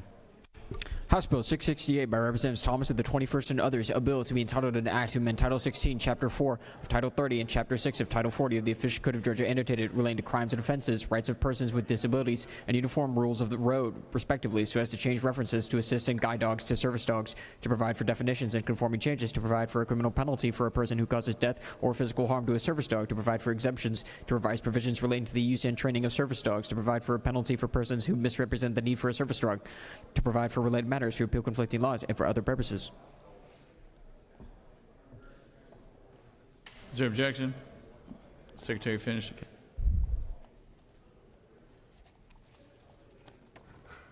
Mr. President, the Committee of the Senate on Public Safety recommends that this bill do pass by substitute. Respectfully submitted, Senator Albers, Chairman.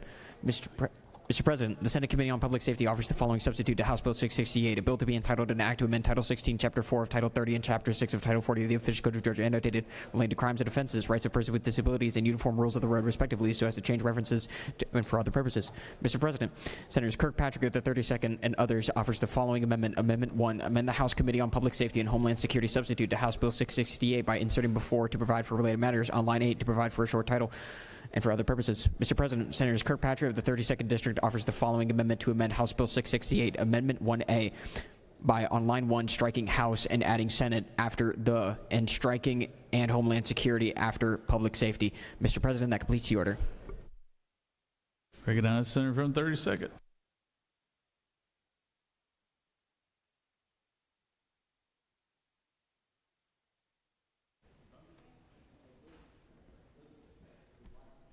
Thank you, Mr. President. Some of you may remember in 2018, Senator Renee Unterman chaired a study committee about service animals. And what we learned is that there's a lot of confusion about what a service animal is and what's the difference between those, an emotional support animal, and a therapy dog. Service dogs are highly trained to do specific tasks to help individuals with disabilities. They can cost up to $50,000 when they're trained. These animals are protected under federal ADA laws. This bill strengthens protections for service animals and the people who depend on them and updates the terminology.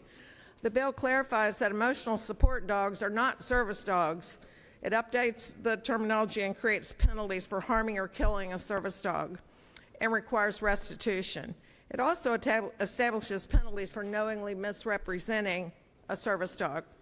There is an amendment which makes a few changes recommended by an ADA lawyer who worked with the study committee several years ago. And there's also a 1A that I hope you can read my cursive writing that corrects the name of the committee that heard the bill. Amendment 1 names this the Mara Jade Act.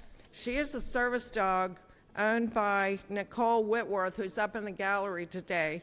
She's confined to a wheelchair, and Mara Jade was her service dog and was attacked by another dog that was wearing a service dog vest but was not a service dog. You guys have all seen these around. Mara Jade ended up blind, leaving Nicole without her essential help, and this required her to get another service dog. This bill passed unanimously in the House and in our Public Safety Committee. 2 years ago, we passed Figo's law, which provided the same type of protection for canine officers. This bill ensures that service animals who are working dogs, not pets, have the same protections. I'd be happy to answer any questions about this long overdue bill. You have no questions, Senator? Thank you. I yield the way.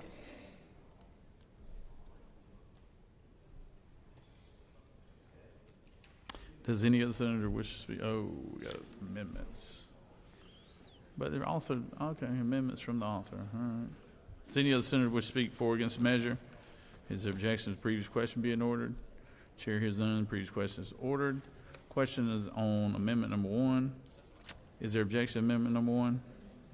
Excuse me, amendment number 1A. Is there objection to amendment number 1A? Hearing no objection. Amendment 1A is adopted. Is there a question? Question is on the adoption of amendment 1. No objection. Amendment 1 is adopted. Question on adoption of the committee substitute as amended. Is there objection to the adoption of the committee substitute as amended? Hearing none, the committee substitute as amended is adopted.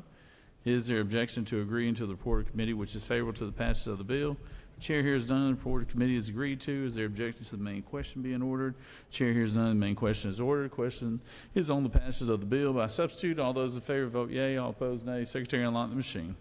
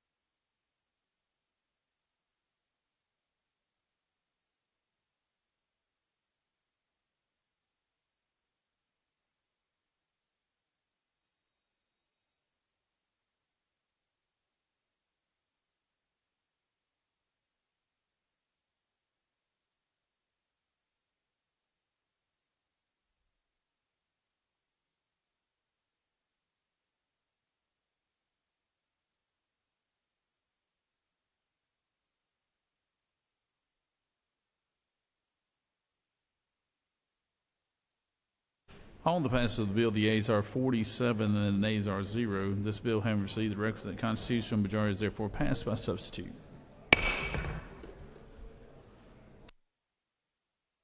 Recognize the senator from the 18th. Got to ask for the bill, Senator. Got to pull it off the table.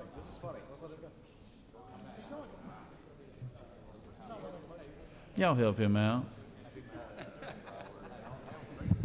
Thank you, Mr. President. I move to pull House Bill 1121 from the table. Secretary, read the caption. House Bill 1121 by Representatives Williams of the 148th and others, a bill to be entitled an act to amend Code Section 15-6-3 of the Official Code of Georgia annotated relating to terms of Superior Court so as to change certain terms of court in the Cordell Judicial Circuit, to provide for related matters, to provide for an effective date, to repeal conflicting laws, and for other purposes. Senator from the 42nd, for what purpose do you rise? Point of order. State your order. Mr. President, the senator from the 18th is not at his desk. He's not, is he? You're exactly right. I'd like to make a motion. Can you explain? Well, actually, yeah, I'll entertain a motion. I'll move that the Sergeant at Arms escort him out of the chamber. Sounds appropriate. Sounds appropriate.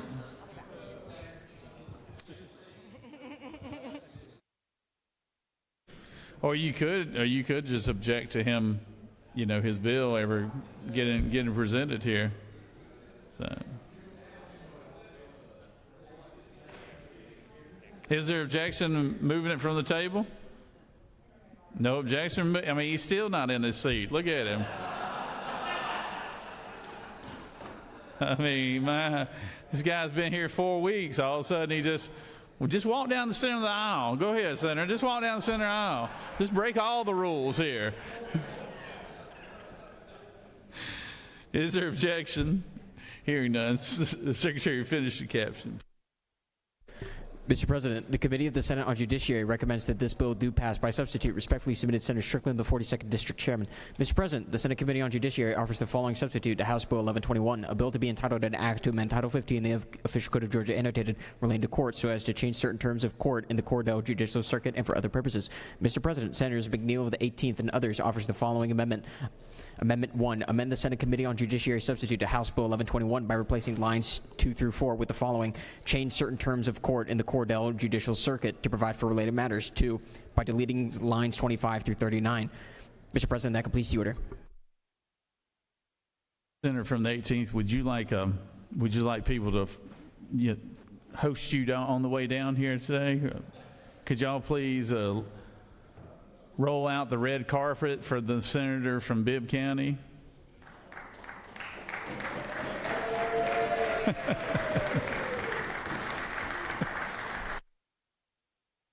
Thank you, Mr. President. And colleagues, I'd like to present to you HB 1121. This bill is simply modifying the schedule for Superior Court terms in all counties of the Cordell Judicial Circuit. It originally was going to allow county clerks to retain forfeited bond monies in the court registry until the statutory period for remission. But upon further examination, we discovered this was going to qualify as a retirement bill that would have nullified the effect of this bill because it has to be brought in the first year of a biennium, and this is not. So I'll take any questions. Anybody has them, and I urge your green vote on this one. You have no questions. All right. Senator has yielded the well.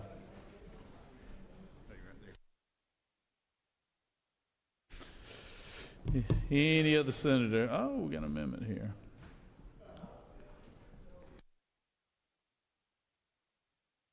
Any other senator wish to speak for or against the measure? Hearing none. Is there objection to the previous question being ordered? Chair hears none. The previous question is ordered. Questions on the adoption of amendment number 1. Is there objection? Not only does he break every rule to take a bill off the table, he doesn't even have a bill that's complete yet. So he has to amend it, huh? So, man, I tell you what. Where'd he go? Where is he? Oh, there he is right there. He's not in his seat. I tell you what. Y'all work on him over there. I mean, y'all, I'm blaming y'all. Y'all are the veterans right there, so. All right. Amendment number 1 has been adopted. The question is on the adoption of the committee substitute as amended. Is there objection to the adoption of the committee substitute as amended? Hearing none, the committee substitute is adopted. Is there objection to agreeing to the report of committee, which is favorable to the passage of the bill? Chair hears none. The report of committee is agreed to. Is there objection to the main question being ordered? Chair hears none. The main question is ordered. Questions on the passage of the bill by substitute. All those in favor of the bill vote yea. Opposed nay. Secretary, unlock the machine.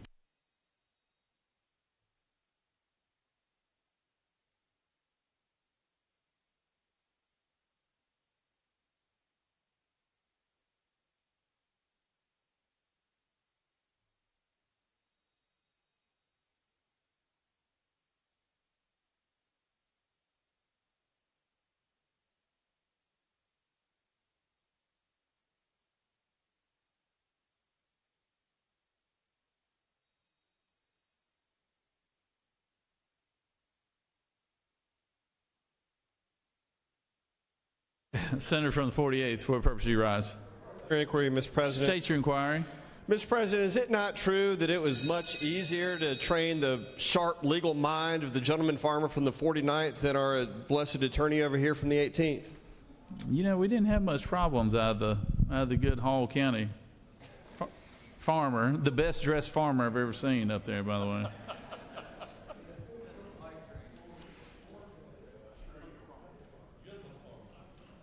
He's a gentleman farmer. On the passage of the bill, the yeas are 47, the nays are 0. This bill, having received the requisite constitutional majority, is therefore passed by substitute.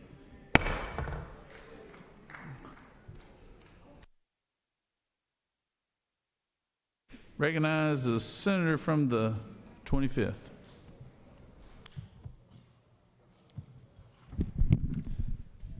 Mr. President, request that HB 985 be removed from the table.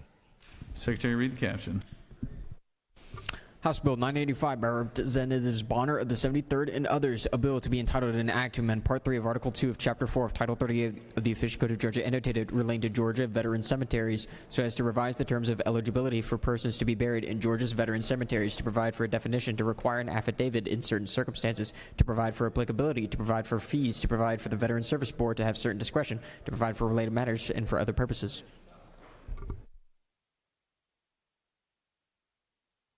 Is there objection? Hearing none. Secretary, finish the caption. Mr. President, the Committee of the Senate on Veterans, Military, and Homeland Security recommends that this bill do pass. Respectfully submitted, Senator Payne, Chairman. Mr. President, that completes the order. Recognize the senator from the 25th. You are my senator. That's right. The Undertaker from Baldwin County. President, and this is a cemetery bill. This addresses our 2 veteran cemeteries here in the state of Georgia, one in Milledgeville and one down in Glenville. And this is in bringing our state cemeteries in alignment with our national cemeteries, allowing Hmong Laotian Special Guerrilla units, people that fought in Vietnam, to be eligible to be buried in the Georgia veteran cemeteries, and people who have served in the reserve components of the Army Reserve, Navy Reserve, Marine Corps Reserve, Air Force Reserve, Space Force Reserve, Coast Guard Reserve, Army National Guard, and Air National Guard. And be glad to answer any questions. I ask for your favorable consideration. Oh, yeah, you got questions, all right. Okay. Recognize the senator from the 6th. Thank you, Mr. President. Senator, do you yield? I do. Senator, are you feeling okay? I beg your pardon? Are you feeling okay? Like health-wise, do you feel all right? Because it's just not like you to bring forth a bill dealing with cemeteries or funeral homes or anything around that. So I just want to make sure you're feeling okay. It's a little unusual. I do agree with you. A little unusual, but just doing it for the department. For our veterans, yes, sir. Recognize the senator from the 13th.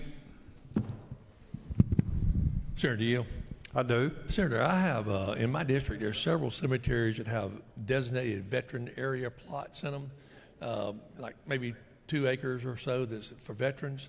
Would that bill apply to those cemeteries, or does it have to be just for completely veteran cemeteries? No, it only applies to the state-operated veteran cemeteries. There's 2 of them in the state of Georgia. There's one in Milledgeville and the one in Glenville. So the others will just do their thing in their own little town? Those would be under the direction of whoever owns those cemeteries or are managing them. Thank you, Senator. Yes, sir. Recognize the senator from the 23rd. Thank you, Mr. President. Senator Yield. I do. Is it not true that there's a proposed veteran cemetery for Augusta? Yes, sir. And if that cemetery becomes a part of the state veteran cemetery system, these laws would apply to that cemetery, is that correct? It will apply to that one also. Thank you. Thank you, sir. You have no further questions, Senator. Thank you. I ask for your favorable consideration for the veterans. Thank you. Does any other senator wish to speak for or against the measure? Chair hears none. Is there objection to the previous question being ordered? Chair hears none. The previous question is ordered. Is there objection to agreeing to the report of the committee which is favorable to the passage of the bill?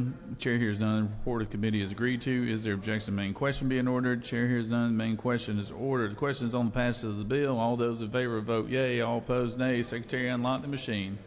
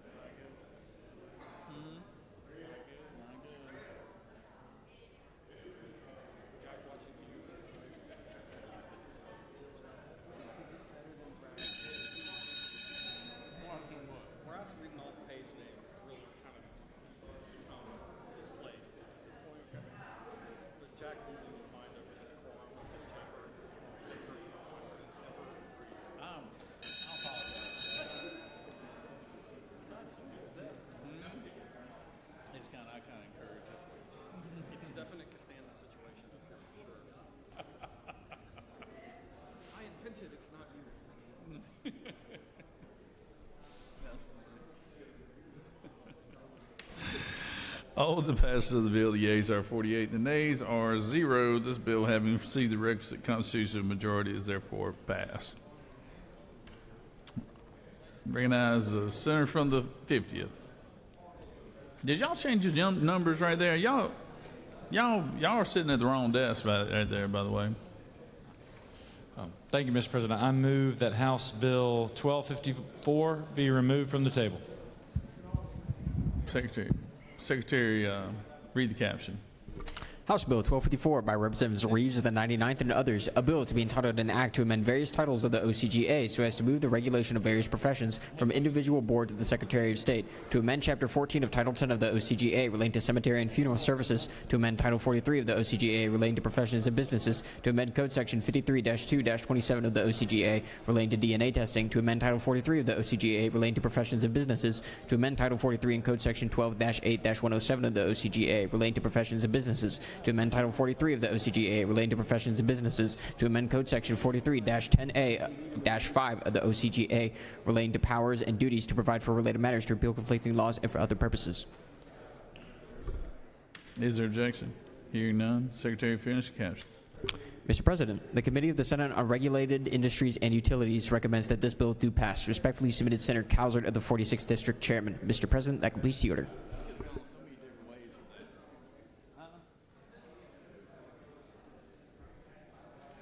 Recognize the senator from the 50th.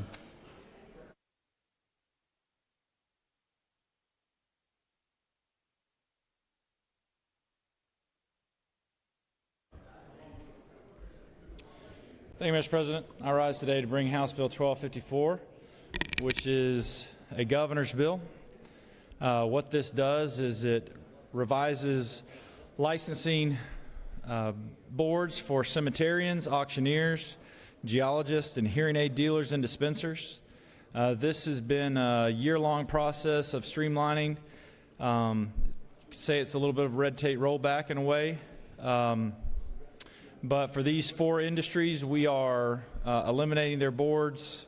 For the hearing aid dealers, we're actually combining their boards with the Board of Examiners for Speech Language Pathology, Audiology, and the Hearing Aid Dispensing Board now. I'm happy to answer any questions, but would just request favorable consideration. Nobody has any questions. Thank you, Mr. President. I yield the will.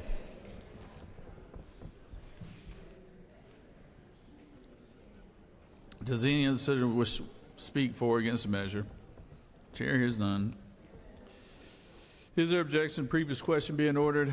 Chair hears none. Previous question is ordered. Is there objection to agreeing to the report of committee, which is favorable to the passage of the bill? Chair hears none, and the report of committee is agreed to. Is there objection to the main question being ordered? Chair hears none. Main question is ordered. Questions on the passage of the bill. All those in favor of the bill vote yea. Opposed, nay. Secretary, unlock the machine.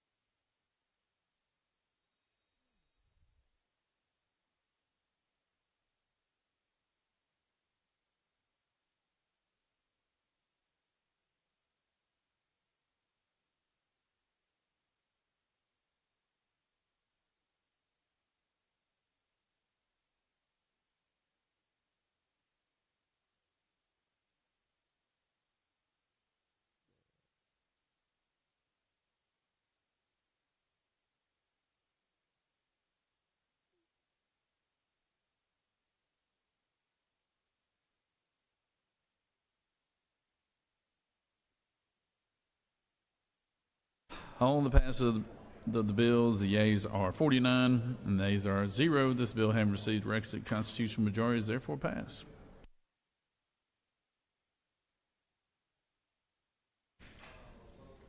Recognize the senator from 52nd.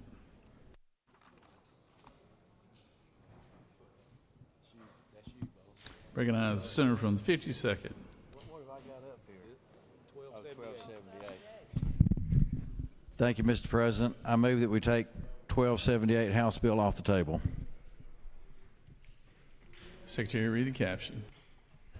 House Bill 1278 by Representatives Hawkins of the 27th and others, a bill to be entitled an act to amend Article 1 of Chapter 11 of Title 43 of the Official Code of Georgia annotated relating to general provisions relative to dentists, dental hygienists, and dental assistants so as to improve efficiencies in the issuance of permits for dentists to administer conscious sedation and general anesthesia, to provide for the evaluation and certification of a properly equipped facility, to provide for demonstration of proficiency in administering sedative techniques, to authorize the board to designate qualified personnel to perform certain evaluations, certifications, and examinations, to provide for related matters, to repeal conflicting laws, and for other purposes. Is there objection? Hearing none. Secretary, finish the caption. The committee, Mr. President, the Committee of the Senate on Health and Human Services recommends that this bill do pass. Respectfully submitted, Senator Watson of the 1st District Chairman. Mr. President, that completes the order.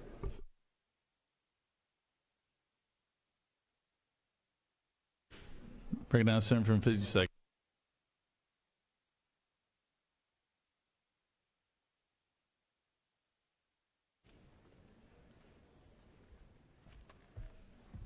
Thank you, Mr. President. This bill is about conscious sedation, which is probably what our House members are involved in right now since they left us earlier, wherever they're sitting at. Or maybe unconscious sedation by this point, knowing a few of them, I don't know. But anyway, this is for our dentist. I see our only dentist is excused right now. I thought he would be here, but I did discuss it with him. Right now, there's training involved. They have to get certified. They have to have the right equipment. The only thing this bill is doing is taking away the site visit. It says they don't have to be there for the site visit. which has been a problem getting them all certified. So that's all it has to do with this bill, is removing one requirement for a site visit. Everything else is the same. If there's no questions, I'll yield to Will.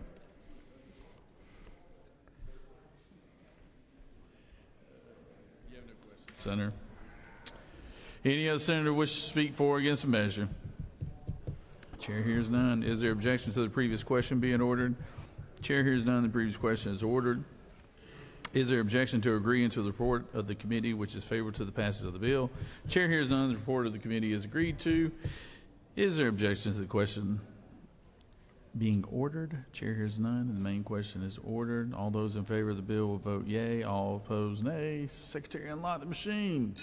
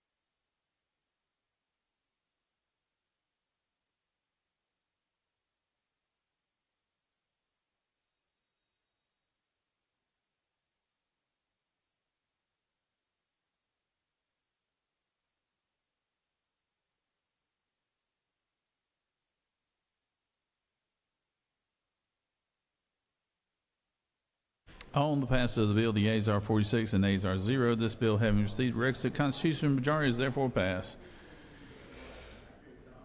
Recognize the senator from the 30th. Thank you, Mr. President. As we move House Bill 549 off the table. Secretary, read the caption. House Bill 549 by Representative Seabaugh of the 34th and others, a bill to be entitled an act to amend Code Section 35-8-22, the official code of Georgia annotated, relating to reimbursement of training expenses by subsequent employer of peace officer, collection procedure, and required documentation so as to extend the time frame for which reimbursement of total training expenses by a subsequent employer of a peace officer may be sought, to provide for types of training eligible for reimbursement, to provide for related matters, to repeal conflicting laws for other purposes. Is there objection? Hearing none. Finish the caption. Mr. President, the Committee of the Senate on Public Safety recommends that this bill do pass. Respectfully submitted, Senator Albers, Chairman. Mr. President, that completes the order. Recognize the senator from the 30th.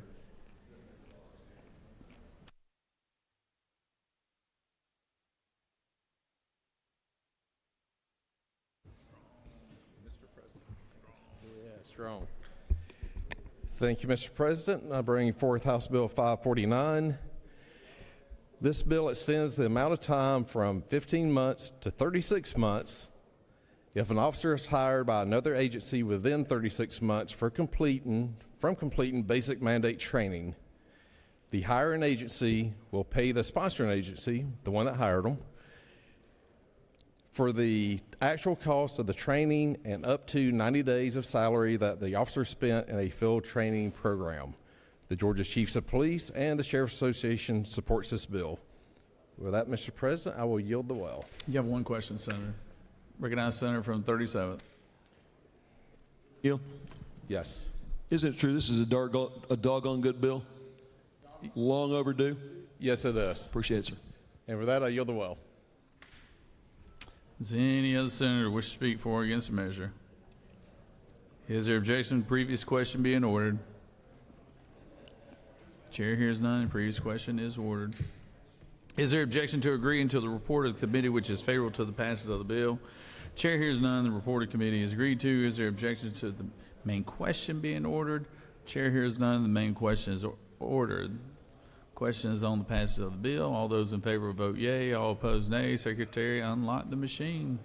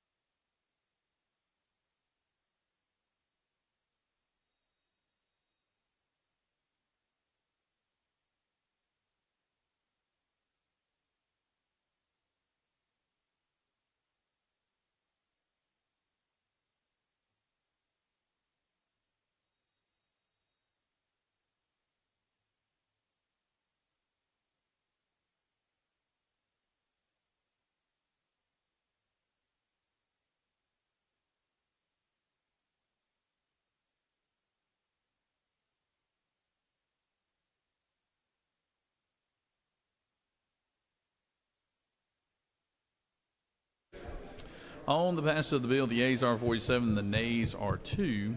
This bill, having received requisite constitutional majority, is therefore passed. Recognize the senator from the 4th. Mr. President, I request that House Bill 1284 be removed from the table. Secretary, read the caption. House Bill 1284 by Representative Silcox of the 53rd and others, a bill to be entitled an act to amend Article 3 of Chapter 2 of Title 20 of the Official Code of Georgia annotated relating to local boards of education so as to provide for the awarding of high school diplomas to high school students who are at the end of life, to provide for waivers, to provide for posthumous awarding of such diplomas, to provide for policy, rules, and regulations, to provide for related matters, to provide for an effective date, to repeal conflicting laws, and for other purposes. Is there objection? Hearing none. Secretary, finish the caption. Mr. President, the Committee of the Senate on Education and Youth recommends that this bill do pass. Respectfully submitted, Senator Hickman of the 4th District Chairman. Mr. President, that completes the order. Recognize the senator from the 4th.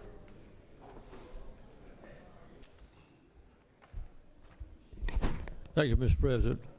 I know that we have passed at least 2 bills, one senator from 49th and senator from 16th, that are just very good humanitarian bills. And this is another very good humanitarian bill. House Bill 1284 provides for the awarding of high school diplomas to high school students who have a terminal medical diagnosis and are at the end of life. For many students in this situation, they have been dedicated to their education, and receiving a diploma is extremely meaningful to the student and their family. Children's Healthcare of Atlanta employs education staff that work with students in the hospital to continue their education. When they have encountered this situation previously, there have been mixed results, with some schools districts being willing to grant a diploma and others citing inability to do so. Over the last 3 years, Children's Hospital of Atlanta teachers have advocated for 11 such students. Despite hundreds of hours of advocacy, only 4 students were able to receive a Georgia high school diploma. House Bill 1284 would create a standardized and expedited process to honor a student's academic journey that would have successfully continued if not for their terminal illness. This legislation has been named the Jacoby Milton Act in honor of Jacoby, who passed away while still in high school. His schoolwork and academic success meant a great deal to him, even while going through treatment.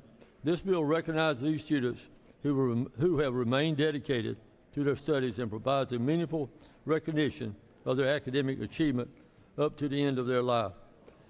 I just want to let you know the ultimate decision on recognizing these students with a diploma will be made by the State Department of Education. I encourage you very heavily to vote green on this bill. This is a great humanitarian bill. Mr. President, I yield the will. Is there any other senator wish to speak for or against the bill? Is there objection to the previous question being ordered? Chair hears none. The previous question is ordered. Is there objection to agreeing to the report of committee which is favorable to the bill? Chair hears none. The report of committee is agreed to. Is there objection to the main question being ordered? Chair hears none. The main question is ordered. Questions on the passage of the bill. All those in favor of the bill will vote yea. Opposed, nay. Secretary, unlock the machine.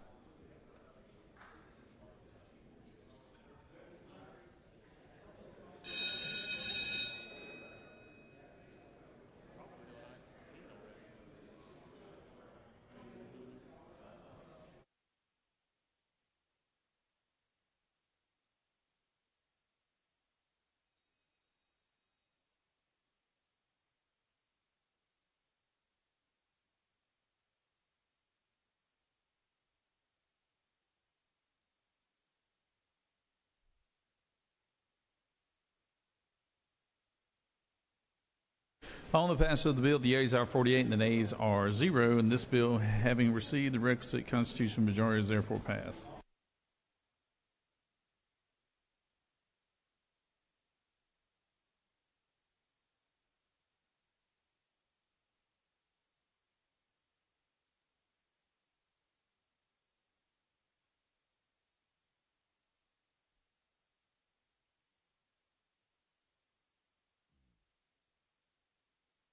Recognize the senator from the 29th. Mr. President, I move that the Senate agree to the House Subcommittee to SB 285. Secretary, read the caption. Senate Bill 285 by Senator Robertson of the 29th. A bill to be entitled an act to amend Article 12 of Chapter 3 of Title 38 and Part 4 of Article 2 of Chapter 5 of Title 46 of the OCGA relating to the Emergency Communications Authority and Emergency Telephone Number 911 system, respectively, so as to provide for an increase in the percentage of all 911 charges to be remitted to the Peace Officers Annuity and Benefit Fund, to amend Code Section 47-17-80 of the OCGA relating to retirement benefit options, payment to a surviving spouse, requirements, effective reemployment, effects of changes in retirement benefits, and payment on death of member, so as to provide for an increase in monthly benefits, to provide for related matters through bill conflicting laws and for other purposes.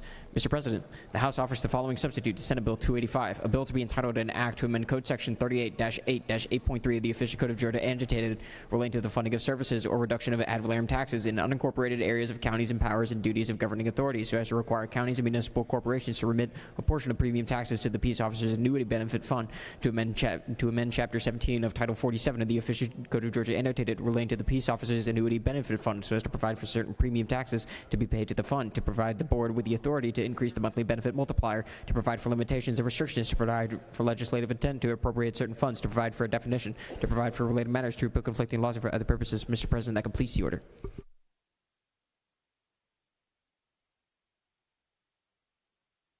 Recognize the senator from the 29th.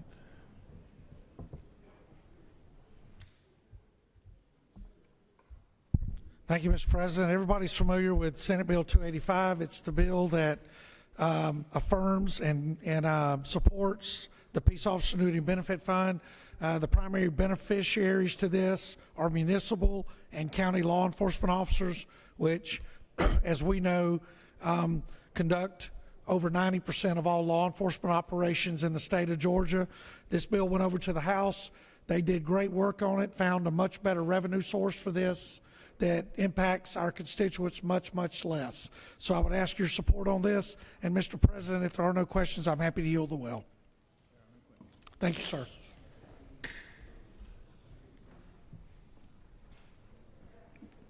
Recognize the senator from the 14th.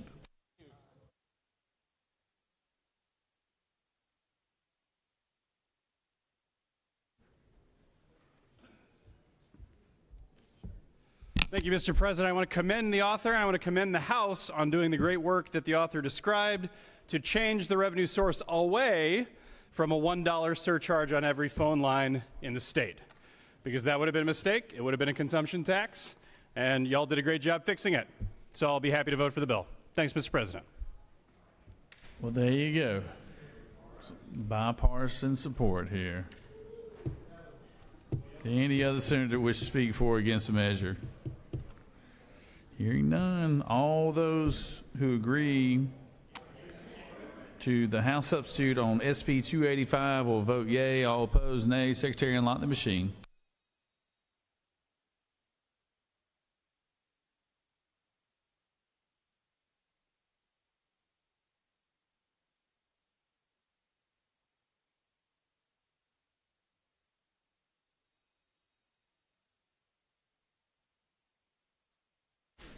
So the pro tem has been kind enough to provide y'all with dinner in the ante room. We're going to go, according to the senator from the 13th, it's pretty good.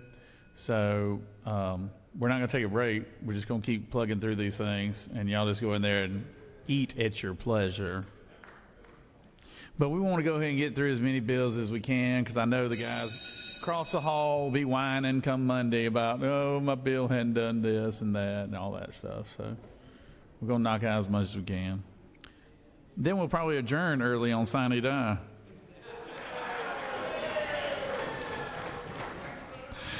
Where's Bloomstein? Where is he?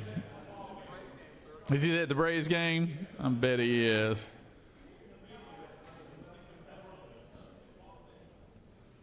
Only the good media folks are still here right there. So on the passage of the SB 285, the yeas are 46, the nays are 0, and this bill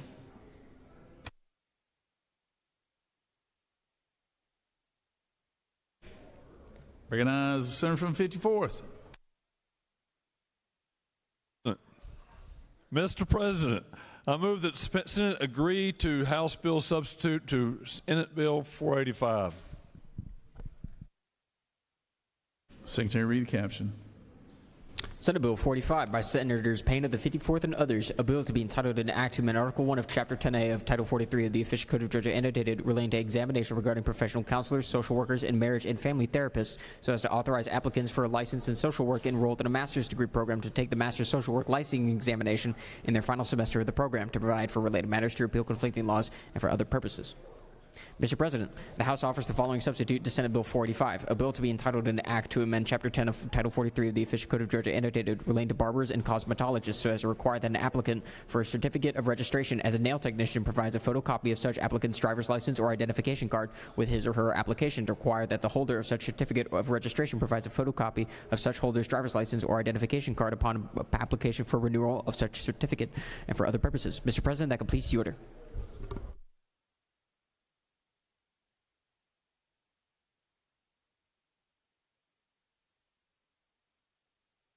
Recognize the senator from 54th.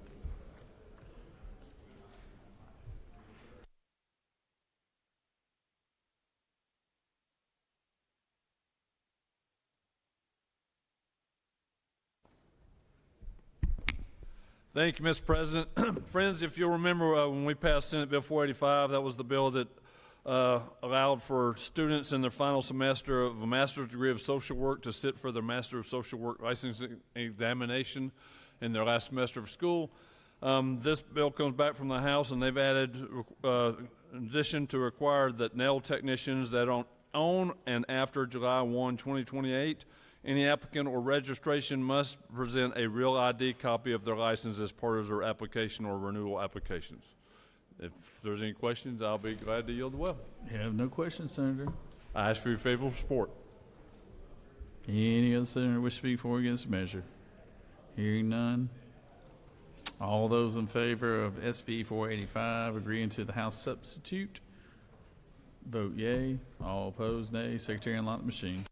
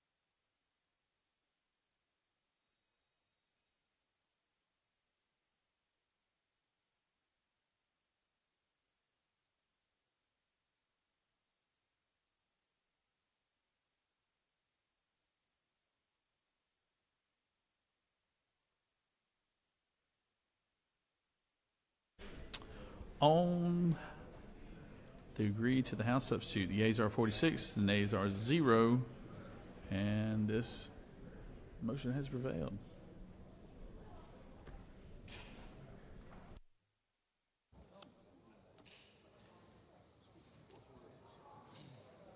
Recognize the majority leader. Mr. President, I move the Senate agree to the House substitute to Senate Bill 540. Secretary, read the caption.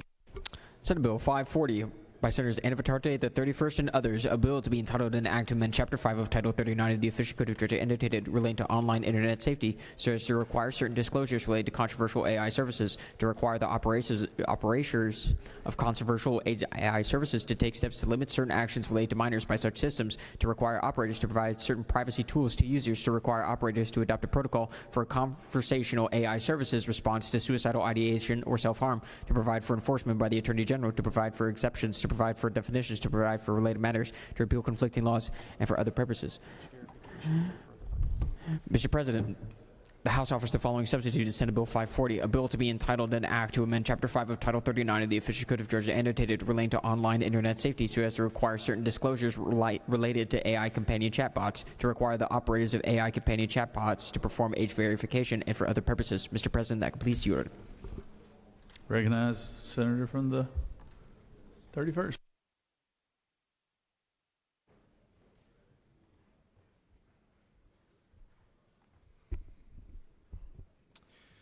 Thanks, Mr. President. Senate Bill 540, just as a quick reminder, was our bill regarding artificial intelligence related to protecting children. The House did some really good bipartisan work over there in terms of enhancing this bill around a few areas.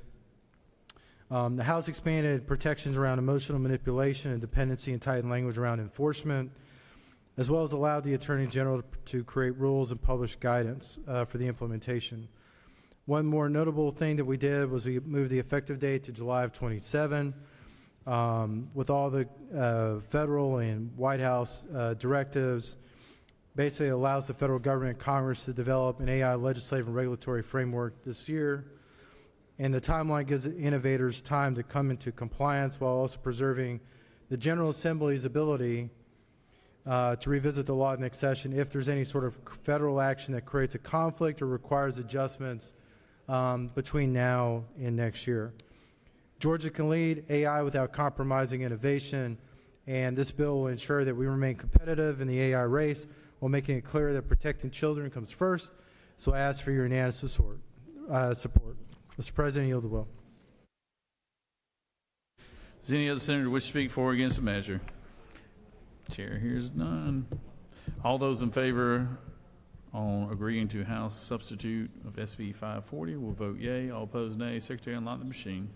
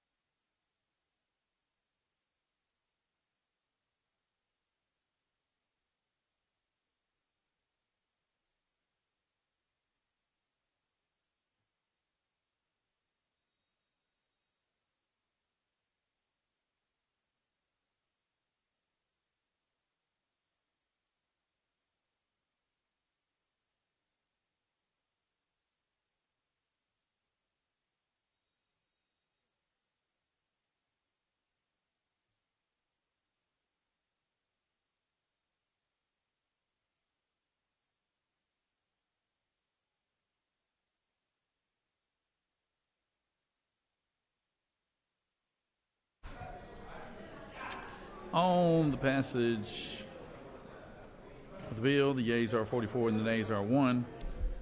And this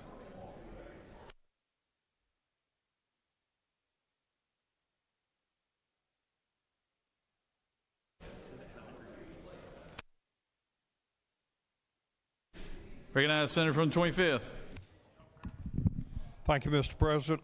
I move that the Senate agree to the House substitute to Senate Bill 543. Recognize the secretary.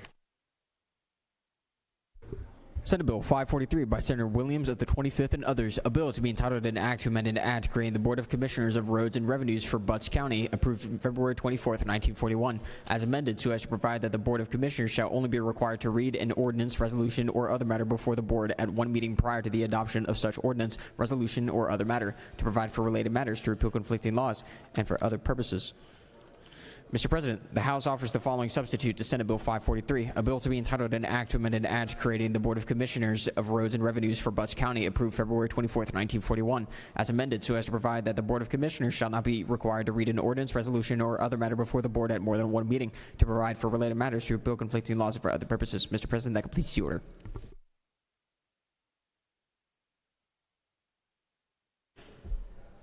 Recognize the senator from 25th. What are you doing in my hometown here? I heard Butts County in there. Our people, Mr. President. Yes, sir. little local legislation for Butts County Board of Commissioners. This, we passed it out as local legislation and it went through, and then they realized that there was some mistakes that happened in the drafting through Legislative Council, so it was amended in the House and sent over for us to agree. I ask for your favorable consideration. You have no questions, Senator. Thank you. Does any other senator wish to speak for or against the measure? Chair hears none. All those in favor of agreeing to House substitute on SB 543 will vote yea. All opposed, nay. Secretary, unlock the machine.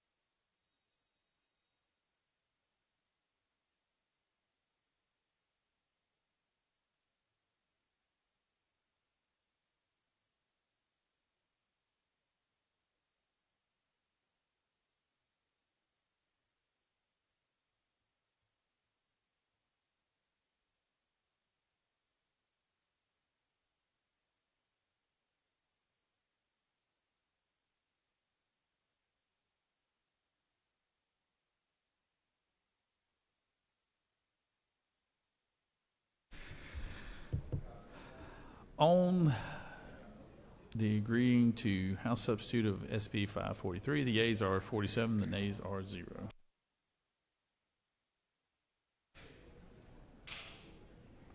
Recognize the senator from 48th. Thank you, Mr. President. I move that the Senate agree to the House substitute to Senate Bill 570. Secretary, read the caption. Senate Bill 570 by Senator Still, the 48th, and others, a bill to be entitled an act to amend Article 1 of Chapter 21 of Title 43 of the Official Code of Georgia annotated relating to rights, duties, and liabilities of innkeepers so as to provide for a required human trafficking training program for inns and short-term rental properties, to provide for definitions, to provide for training policies and procedures, to provide for the retention of certain records, to provide for limitations, to provide for penalties, to provide an effective date, to provide a short title, to provide for related matters, to repeal conflicting laws, and for other purposes. Mr. President, the House offers the following substitute to Senate Bill 570, a bill to be entitled an act to amend Article 1 of Chapter 21 of Title 43 of the Official Code of Georgia annotated relating to rights, duties, and liabilities of innkeepers so as to provide for a required human trafficking training program for inns and short rental properties and for other purposes. Mr. President, that completes the order. Recognize the senator from the 48th.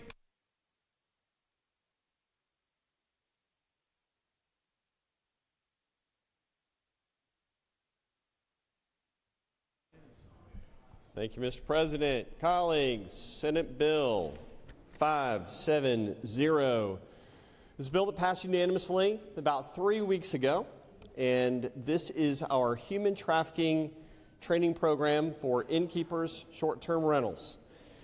The bill is almost the same as when we passed it. The only addition in the language is, if you're looking at the pink version of the bill, starts on line 85, where we have added an exclusion for short-term rentals of private homes that are rented for less than 15 days. This accounts for specialty events when people want to lease their home as a one-time event per year that might happen to be in their backyard, perhaps an event that plays a little golf that might be happening next week in the senator from the 24th's backyard. And so this is just in consideration of that, make sure we don't capture anybody in any unintended way. This is a great bill. This tries to help keep our state safer and continue to ensure that we are doing all that we can to eradicate the horrible, horrible sin of human trafficking in our state. Happy to take any questions. Recognize the senator from the 19th. Thank you, Mr. President. Senator, you yield? I do. I understand what you're doing. I appreciate it here, and thank you for your work on human trafficking. Just want to make sure you realize that and make sure it was intentional, that now every short-term rental property will have to post the National Human Trafficking Hotline number in every Airbnb and FRBO?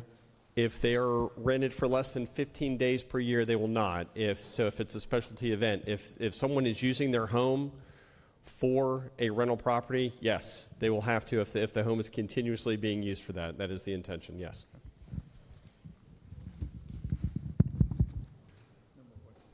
Thank you. I yield the will. Does any other senator wish to speak for or against the measure? Chair hearing none. The senators move that we agree to Senate Bill 570 as the House, with the House substitute. All those in favor will vote yea, all opposed nay. Secretary, unlock the machine.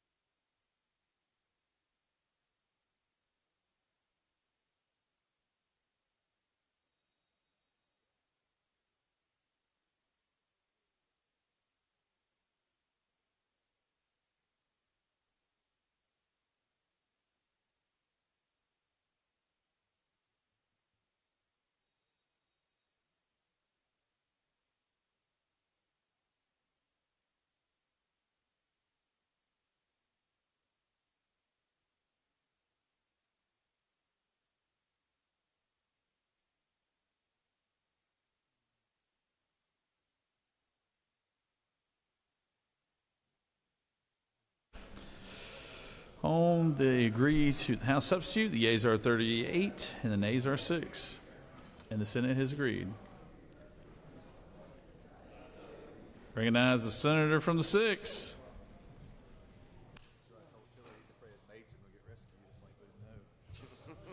Recognize the senator from the 6.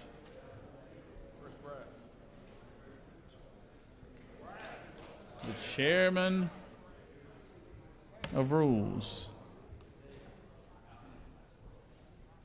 There he is. Mr. President, I move that Senate Bill 293 be lifted from the table. Wrong one. Wrong one, Senator. Try again.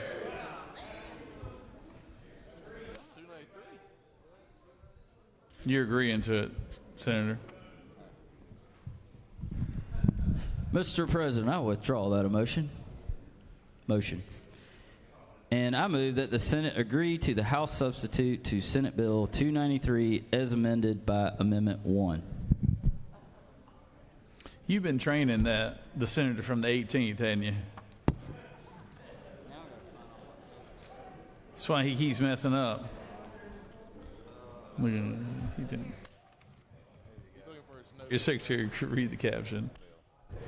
Senate Bill 293 by Senators Anderson of the 24th and others, a bill to be entitled an act to amend Code Section 40-2-85.1 of the Official Code of Georgia annotated relating to license plates for certain veterans so as to increase the number of free license plate issued to certain veterans, to provide for related matters, to repeal conflicting laws, and for other purposes.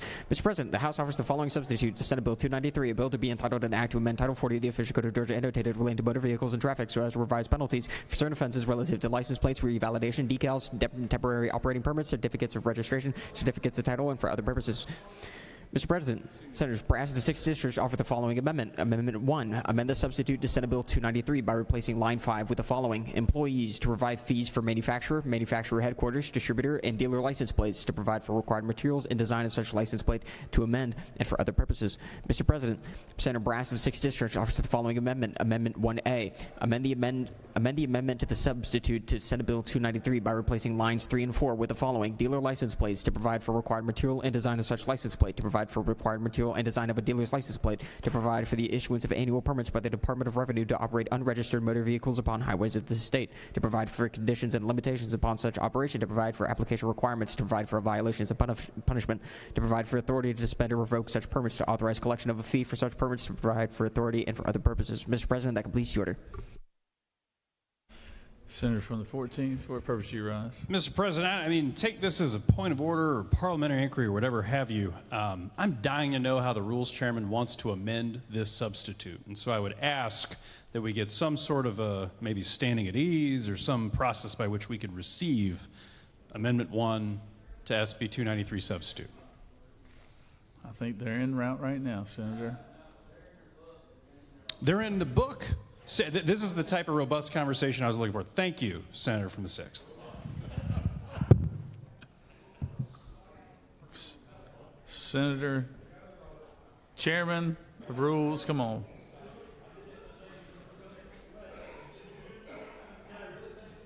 It's in your book.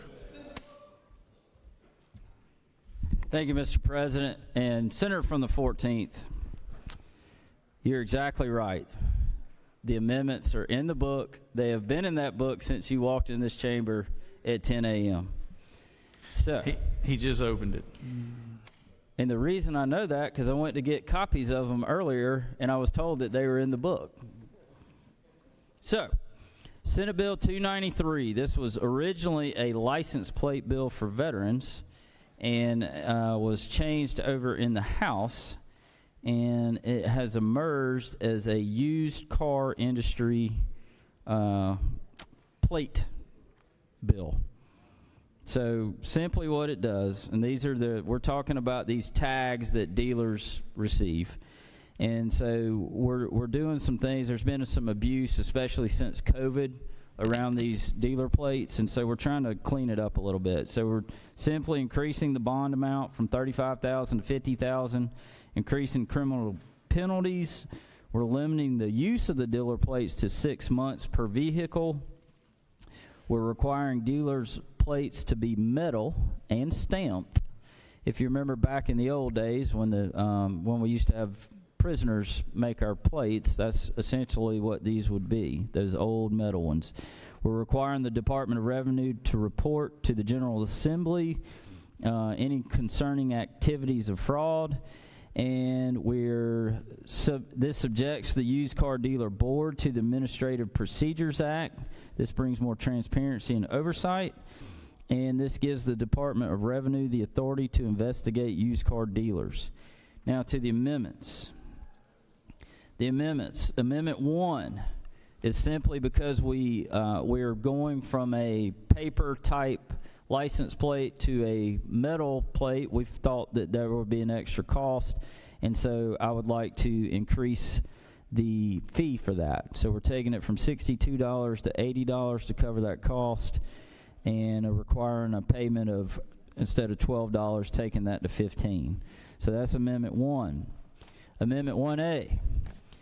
This is actually why I needed this bill and wanted to carry this bill. I've got a constituent back home, and there's probably a few others out there that rebuild cars and rebuild motors for a living. And if you think about a car that's been sitting in a barn for several years or just has been out of use for several years, it may not be tagged, it may not be titled. And so this allows them to get a temporary tag so that as they rebuild that motor, they can test drive it. I worked with the Department of Revenue on this. We took language from the specialty tags that overweight trucks have to obtain, and it's very similar in structure in how they do it. And so 1A covers the insurance that they would need to cover it. It covers the bond, all that stuff. So it's simply a temporary tag for them to be able to test drive these vehicles. So that is the bill, that is the amendments, and I can yield the well. You do have a couple questions. Recognize the Senator from the 19th.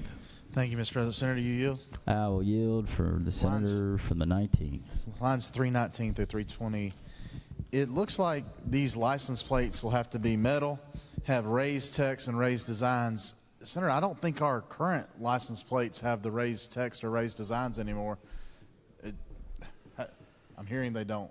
Are we They good don't. with that language? They don't. This is a specialty tag that there is in part of the problem, part of the reason there is extra fraud going on is because they are not raised, they are not metal, and it's very easy to duplicate these tags, and that is the reason we're moving to this process and this new tag. Thanks. Great question, but I thought I said that earlier. I'm like the senator from the 51st. I didn't hear it in committee. Yeah, no further questions, Senator. All right. Well, Mr. President, colleagues, I urge your favorable consideration of Senate Bill 293, and please accept Amendments 1 and 1A, and let's get it back to the House. Recognize Senator from 14th. We getting there, Senator. We getting there.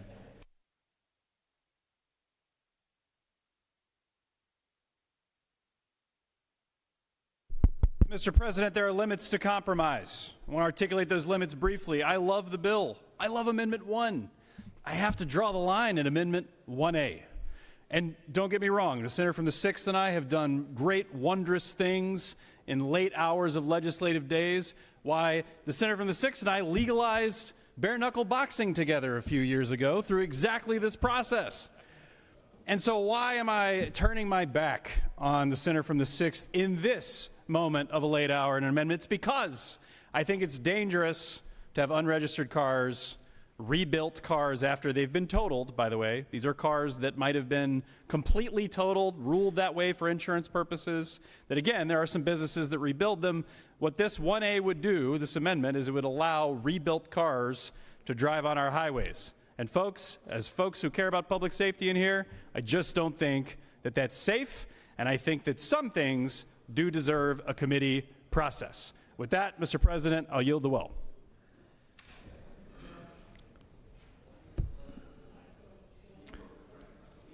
Senator, would you like to close?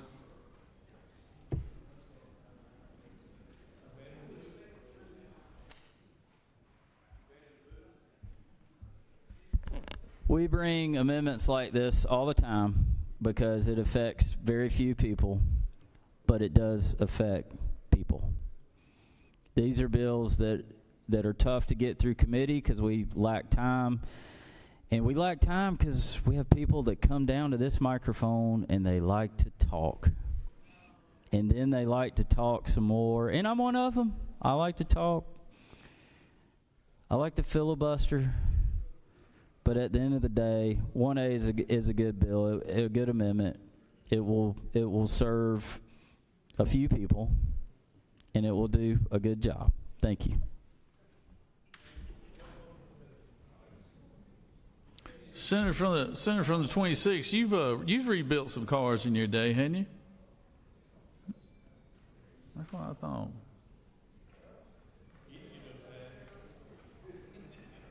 He didn't have to have one in Bibb County. The question is on the adoption of Amendment number 1A. Adoption of Amendment 1A.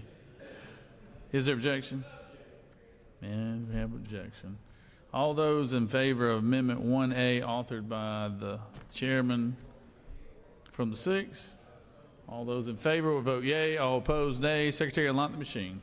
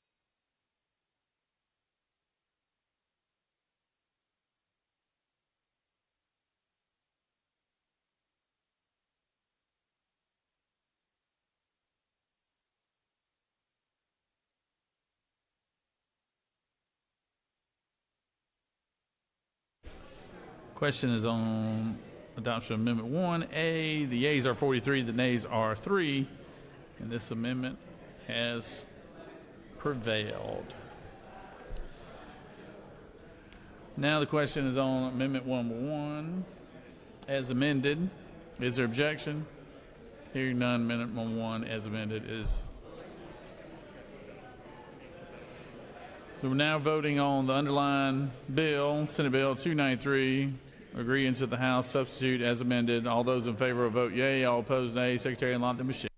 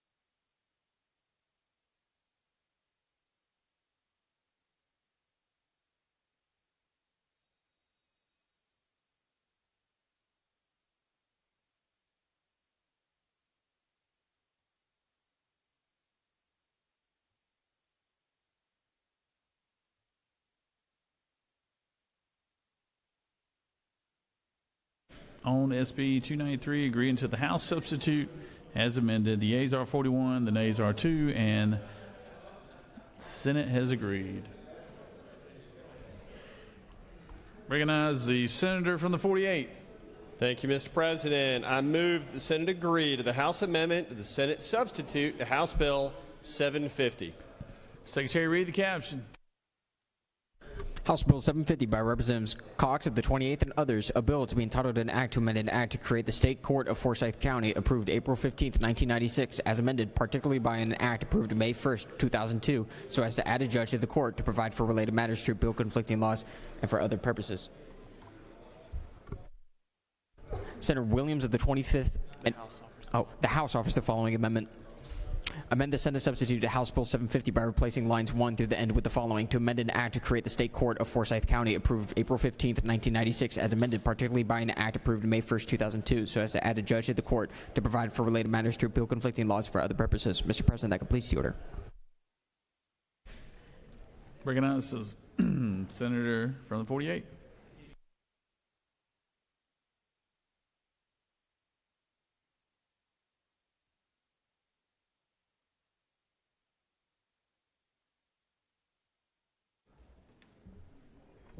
Thank you, Mr. President. It sounded like you had a frog in your throat there, sir. You might have slipped in your voice talking too much today, trying to get work done when the House is not. But here we are finishing up the drill on a bill that didn't make it across the finish line 363 days ago. This is adding a third state court judge to Forsyth County.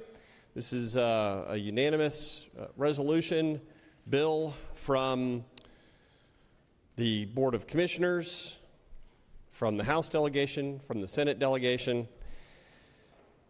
And I know y'all have probably never heard that there's any drama in Forsyth County, but let me assure you this has had plenty. The senator from the 27th and I have taken a lot of blistering on this one, so we're glad to get this done. This will ensure that the county is going to be able to add this third judge to handle all the people moving to the great Forsyth County area, and ask your favorable consideration. On a final note, I just want to say for the record that I miss the days when Chairman Todd Jones would bring the Senate delegation and the House delegation together to solve these matters together, and hopefully we can get that back together again one day. Thank you. I yield.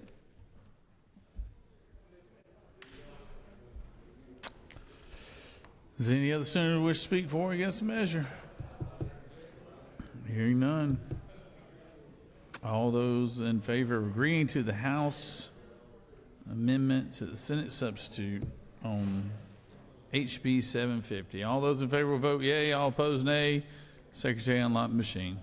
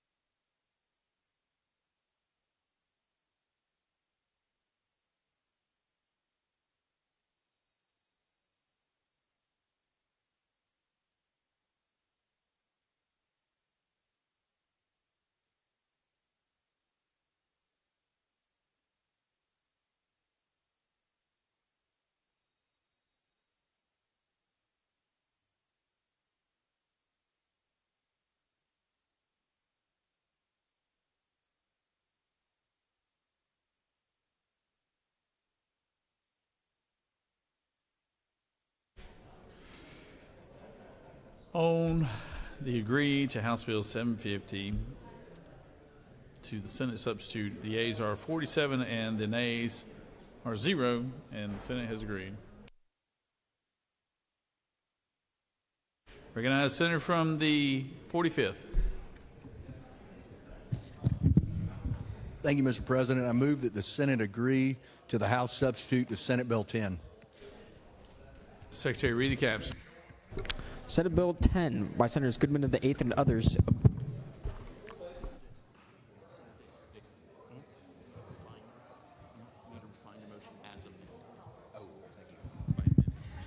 Mr. President, I left a key part out, as amended. As amended? Okay. Yes, sir. Senate Bill 10 by Senators Goodman of the 8th and others, a bill to be entitled an act to amend Code Section 15-6-2 of the official code of Georgia annotated relating to the number of judges of Superior Court so as to provide for an additional judge for the Superior Court of the Alfalfa Judicial Circuit, to provide for related matters, to provide for an effective date, to repeal conflicting laws for other purposes. Mr. President, the House offers the following substitute to Senate Bill 10, a bill to be entitled an act to amend Title 15 of the official code of Georgia annotated relating to courts so as to provide for Superior Court judicial officers in certain judicial circuits, to provide for the appointments, qualifications, terms, duties, and employment status of such judicial officers, to provide for related matters, to repeal conflicting laws, and for other purposes.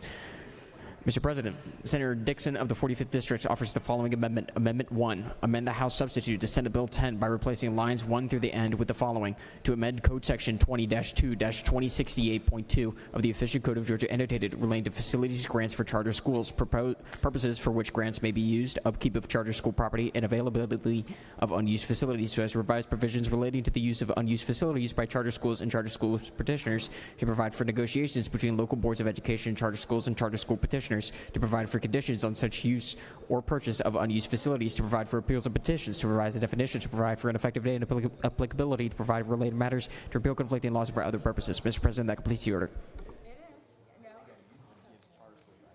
Recognize the Senator from the 45th.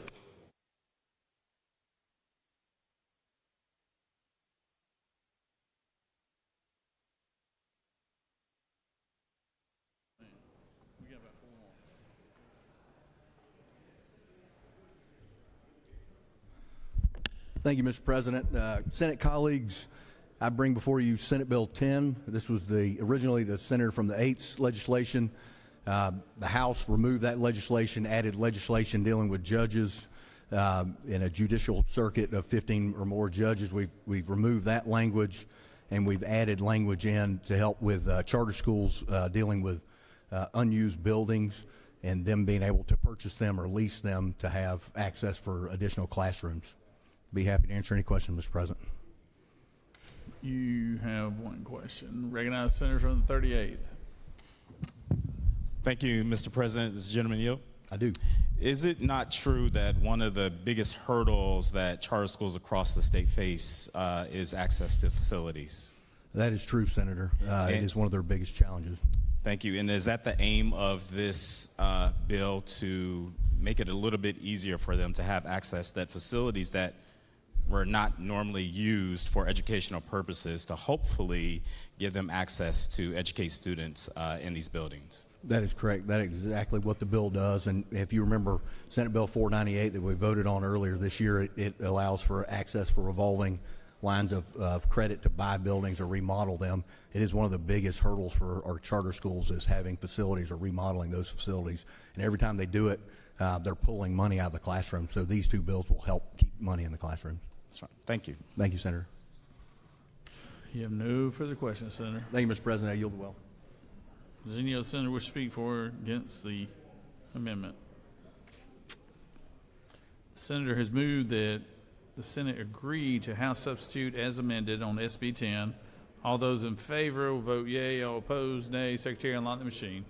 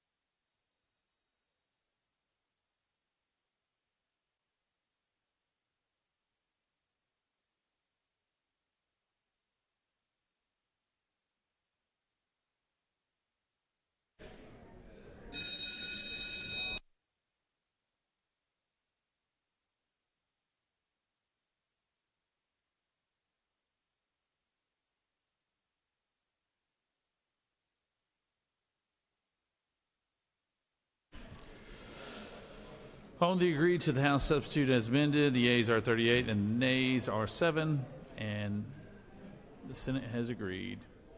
Recognize the senator from the 50th. Thank you, Mr. President. I move that the Senate agree to the House substitute to Senate Bill 553. Secretary, read the caption.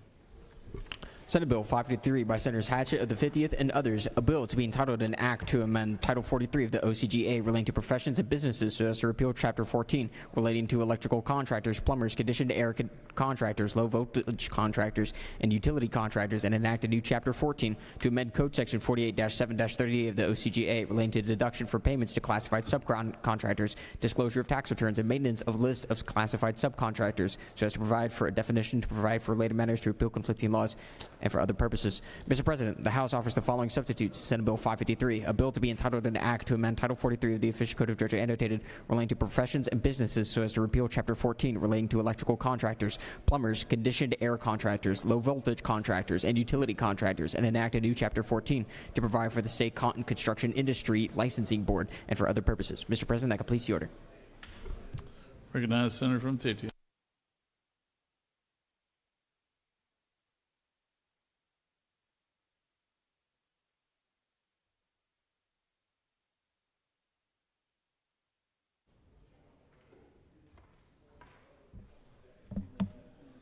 Thank you, Mr. President.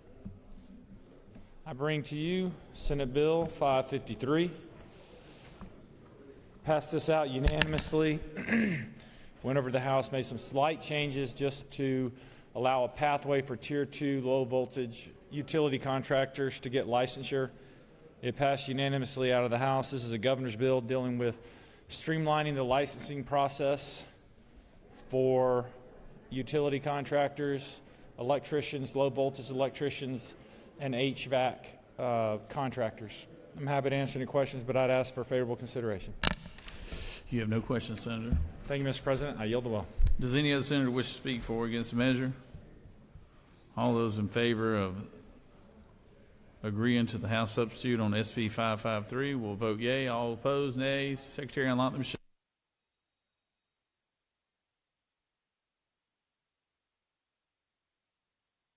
We're almost done.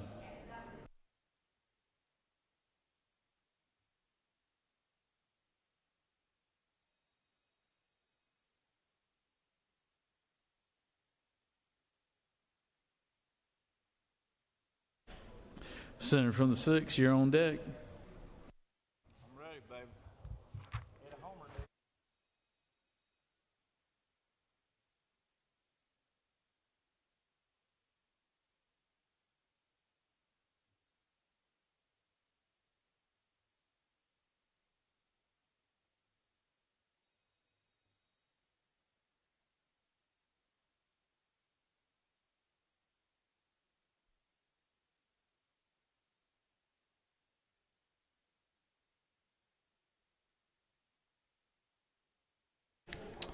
On the passage of SB 553, agreeing to the House substitute, the yeas are 46 and nays are 0, and the Senate has agreed. Secretary read House Bill 1275.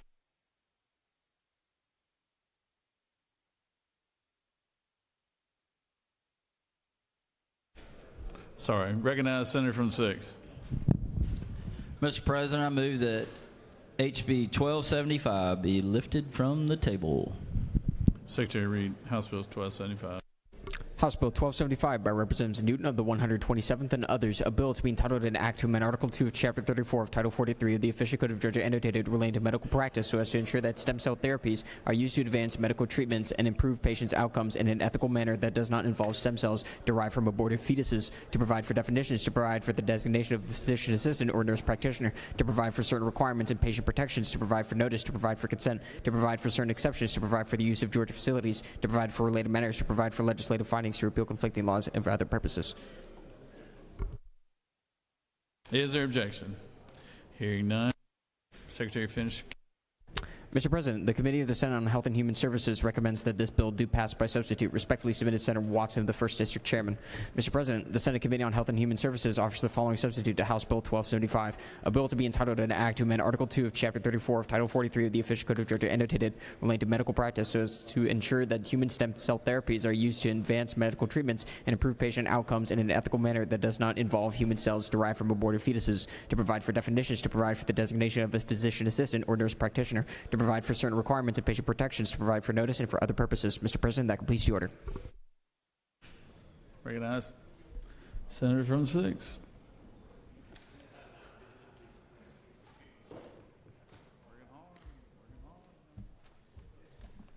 Thank you, Mr. President. This bill authorizes physicians as well as physician assistants and nurse practitioners that are designated by a physician to perform non-FDA approved human stem cell therapies. I'll yield for questions. Thank you. Any other senator wish to speak for and against the measure? Chair hears none.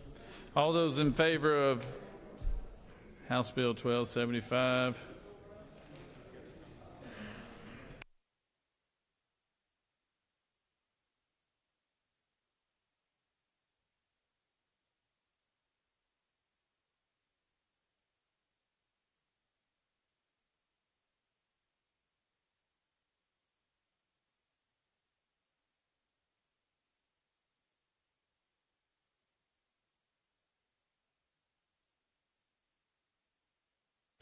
Questions on the adoption of the committee substitute. Is there objection to the adoption of the committee substitute? Hearing none, the committee substitute is adopted. Is there objection to the report of the committee, which is favorable to the passage of the bill? Chair hears none. The report of the committee is agreed to. Is there objection to the main question being ordered? Chair hears none. The main question is ordered. Questions on the passage of the bill by substitute. All those in favor of the bill vote yea. All opposed, nay. Secretary, unlock the machine.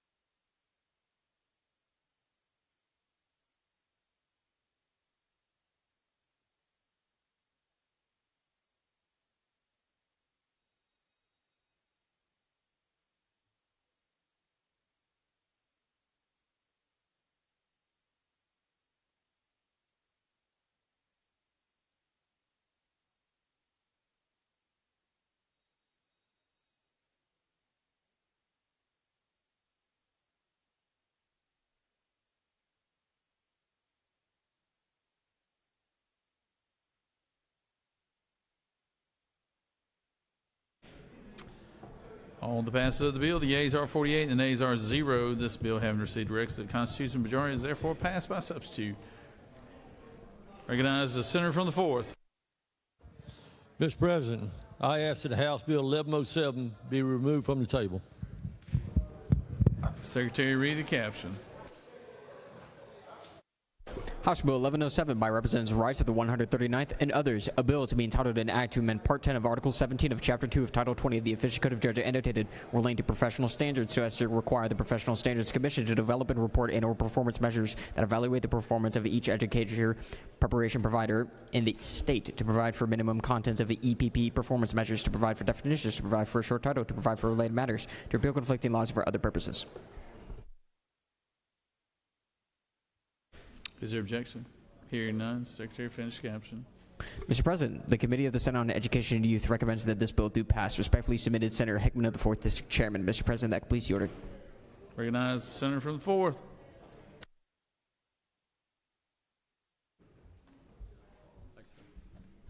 Thank you, Mr. President. This is another great education bill. House Bill 1107 is called the Excellent Teacher Preparation Act. This strengthens educator preparation in Georgia and continues this legislator's work to ensure our teacher pipeline remains strong, effective, and aligned with classroom needs. This bill establishes uniform statewide performance measures for educator preparation programs through Georgia Professional Standards Commission beginning in the year 2027. These measures evaluate completion rates, certification pass rates, job placement, teacher retention, employer satisfaction, teacher effectiveness, and student outcomes, ensuring new teachers enter Georgia classroom fully prepared for success.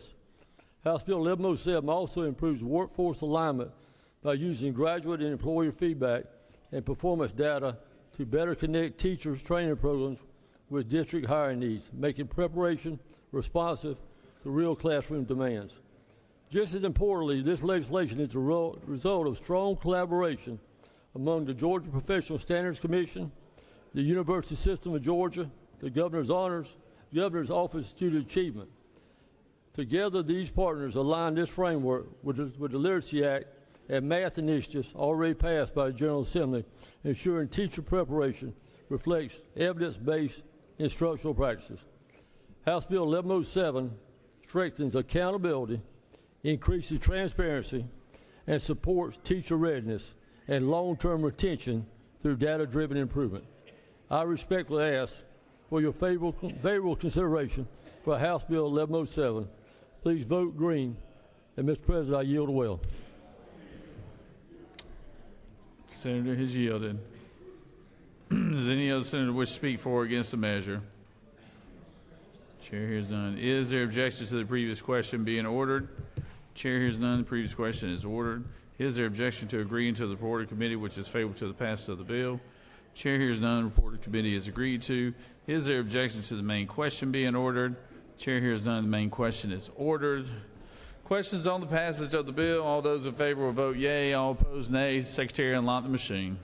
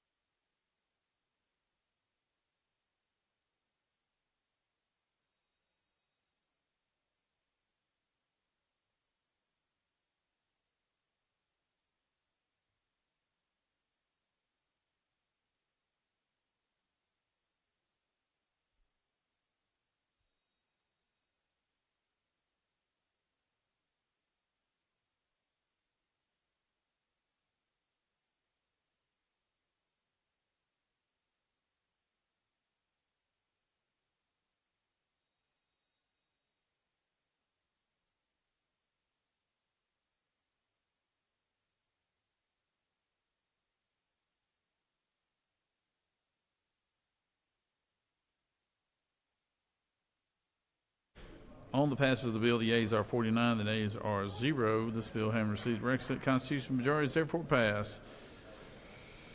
Recognize the senator from the 48th. Thank you, Mr. President. As we lift House Bill 583 from the table.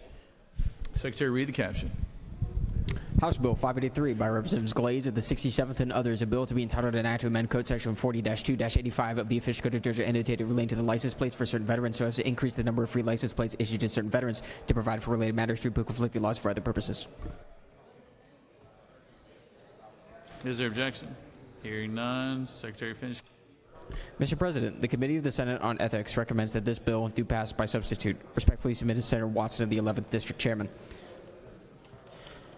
Mr. President, the Senate Committee on Ethics offers the following substitute to House Bill 583, a bill to be entitled an act to amend Chapter 8 of Title 48 of the Official Code of Georgia annotated relating to sales and use taxes so as to prohibit the use of special district mass transportation sales and use taxes for the provision of free or reduced fares for public transit services, to provide for time limits upon the recalling of an election for approval of special districts for transit purposes, sales and use tax within non-attainment areas upon failure to approve, to provide for related matters to repeal conflicting laws and for other purposes. Mr. President, that completes the order. Recognize the senator from the 48th.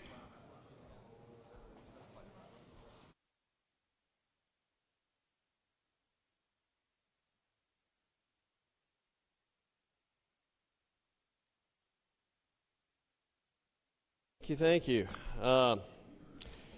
Colleagues, House Bill 583 addresses an issue that really only pertains to Metro Atlanta, non-attainment areas. It revises Georgia law on transit SPLOST funding in elections because it focuses on restricting fund usage and limiting repeat referendums. You see, what happens is that in some of the counties, they like to use that SPLOST money year after year after year to try to keep convincing voters that they need to support these. And what this bill does, very simply, is it says that a failed transit splost cannot be retried for 8 years. So it gives them, the voters, time to cool down, gives everyone time to rest, reevaluate what they need to do. So this protects taxpayer dollars. It keeps the funds focused on long-term infrastructure instead of big marketing campaigns. It prevents misuse. It stops diverting dollars to ongoing operational subsidies. And it respects voters. It ends repeated ballot attempts year after year of rejection. And it promotes investment. It prioritizes capital projects with lasting impact. Passage of a transit referendum in one of these non-attainment areas means it will effectively never expire because the county commission can renew it after 30 years. In one metro county that I happen to represent, they were proposing a 50-year, a 5-decade transit plan that voters rejected 3 years in a row. This is the type of common sense legislation that we need to make sure that we keep our SPLOST dollars focused on what they were intended. Thank you. I yield the well.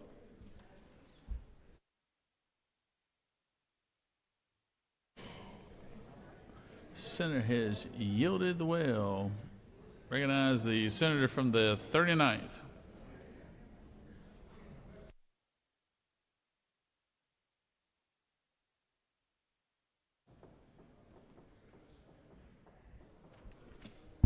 Thank you, Mr. President. I rise in opposition to this bill. At its core, this legislation does two things, and both of them move us in the wrong direction when it comes to the future of transit in Georgia. First, it tells communities how they are allowed to use their own transit dollars. Today, when voters approve a transit SPLOST, they are investing in a system that works for their community, roads, rails, buses, but also access, because transit is not just about infrastructure. It's about whether people can actually use it. This bill would prohibit the use of those funds for free or reduced fares, which may sound like a small policy change, but it's not, because for many Georgians in this metro area, that fare is the difference between getting to work or not, between making a doctor's appointment or missing it, between a student getting to school or falling behind.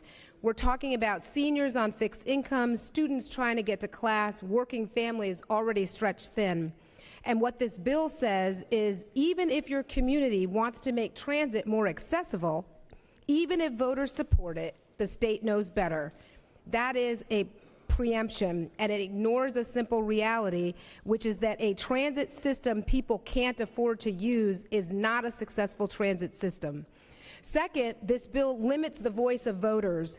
If a transit referendum fails, communities would have to wait 8 years before they can even bring the question back. 8 years. Think about how much changes in 8 years. Population growth, economic development, workforce needs, traffic patterns. We are essentially telling communities, if you don't get it right the first time, you don't get another chance for nearly a decade. And that is not how responsive government should work.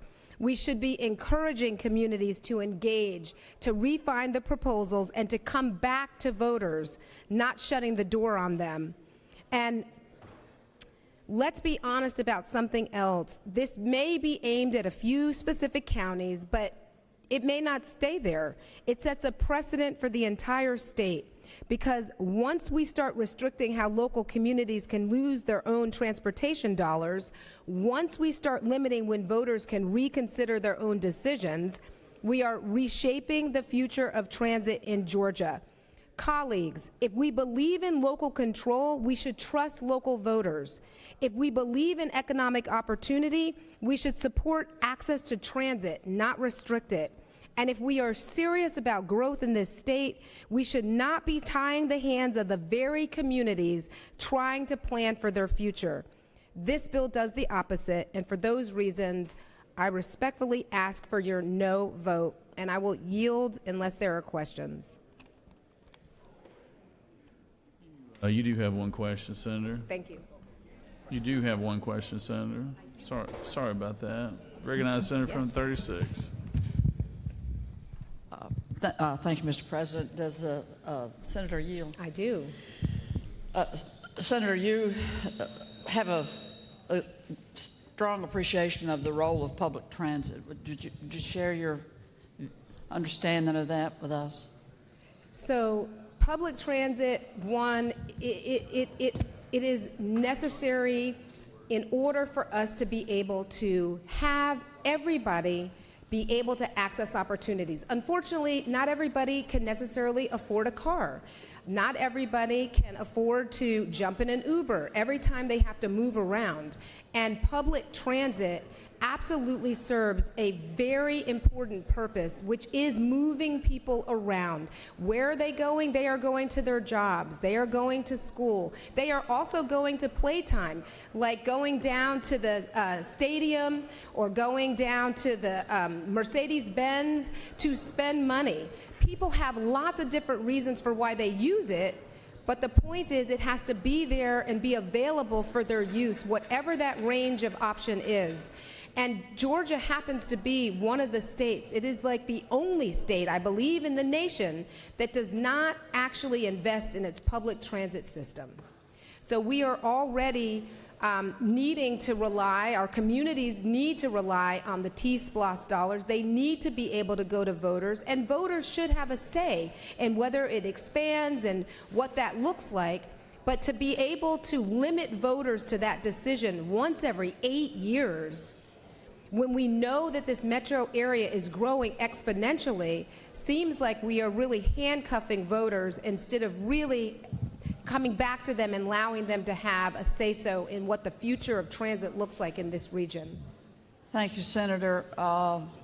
Have you heard much talk around town, and I don't care which town you're in, have you heard much talk around town that we've got too much traffic, that we've got a traffic issue, that we got problems in traffic, that we lost all this time sitting in traffic? Do you ever hear that? I hear that all the time. I myself have commiserated over that same thing, even if it's, say, a Saturday at 1:30 in the afternoon. And what, to you further, what could be the possible reason that somebody under this gold dome ever thought it was smart to limit local efforts to put transit options before the public for them to have a say? What could possibly be behind that? It doesn't seem like very forward-thinking or strategic to limit what can happen around transit. For whatever you think that is already the case, whether you think that it runs well or not, whether you believe in it or not, whether you use it yourself or not, what we know is that there are thousands and thousands of Georgians who rely on our public transit, and others who more and more are starting to understand that this might be good in their own communities too. Exactly. Well, I appreciate your sounding the horn on this and making a compelling argument for why we would be foolish, or we would be viewed as foolish by the voting public to know that we were down here limiting their access to the ballot to make choices for their community around transit options. Isn't that true? Yes, amen to that. Thank you. You have no further questions, Senator. You have no more questions? No more. Okay, good. Thank you. Isn't it idiotic? I mean, Recognize the Senator from the 10th.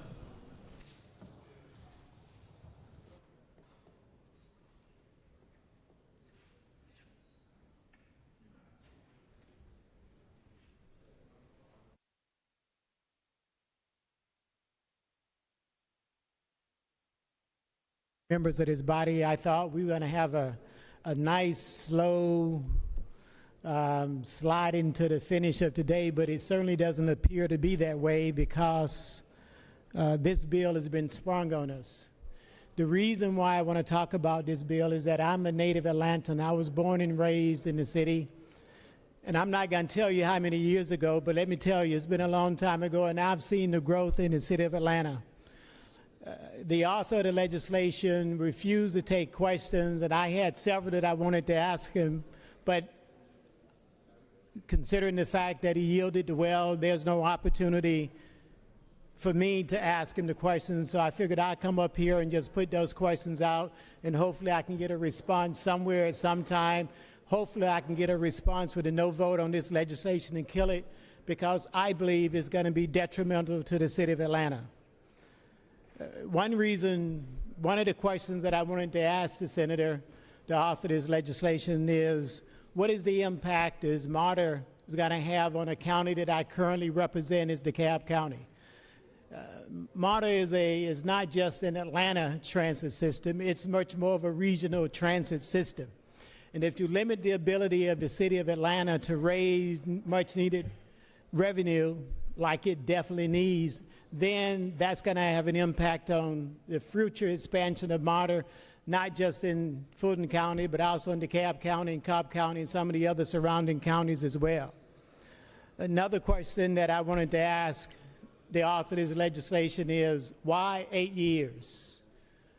When you get up and make a statement and you introduce legislation that has a fixed amount of time in it, there should be some kind of explanation from the author of the legislation is why 8 years. And I can tell you from DeKalb County and from Henry County that I represent, working with the senator from the 42nd, we just recently passed the T-SPLOS in Henry County.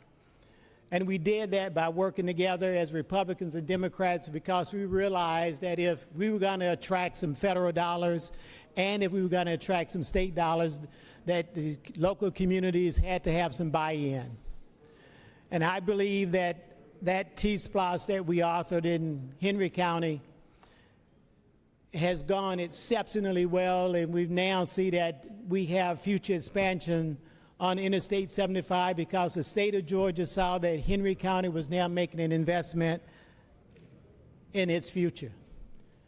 And by putting a number of 8 years, it's really difficult to say how is it that the city of Atlanta, or any other county, by the way, or a city, would be able to make the kind of needed investment to keep an engine certainly as large as Atlanta, which is the heartbeat of Georgia, running.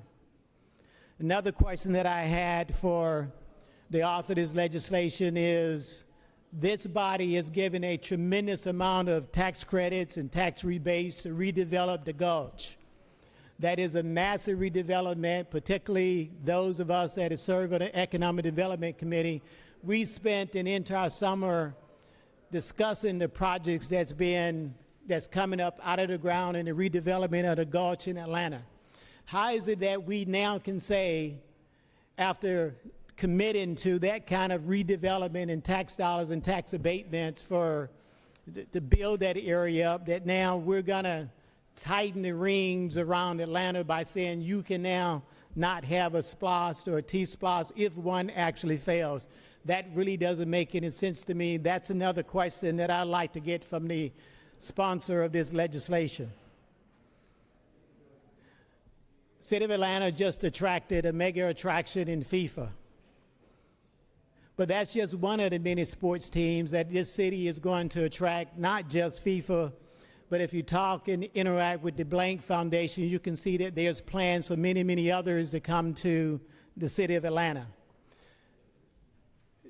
The question that I'd like to ask the sponsor of this legislation is, what impact is our ability to attract these kind of international, and I really do mean international, attractions to the city, when you put a ring around the city and tighten the noose around his neck? By the way, I hate to use that description, but that's what I think is happening here.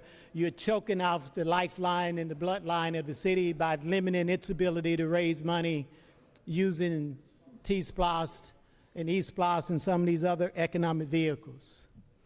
And I would ask that those of us that are still present here vote no on this legislation, simply because there's too many unanswered questions, and I don't think the author of this legislation, the sponsor, is willing to come back to the well and explain some of these questions and what the response would be.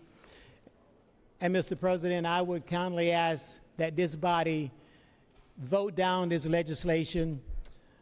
until such time we can get some studies and some of the responses to the questions that have been asked. And for that, I yield the well.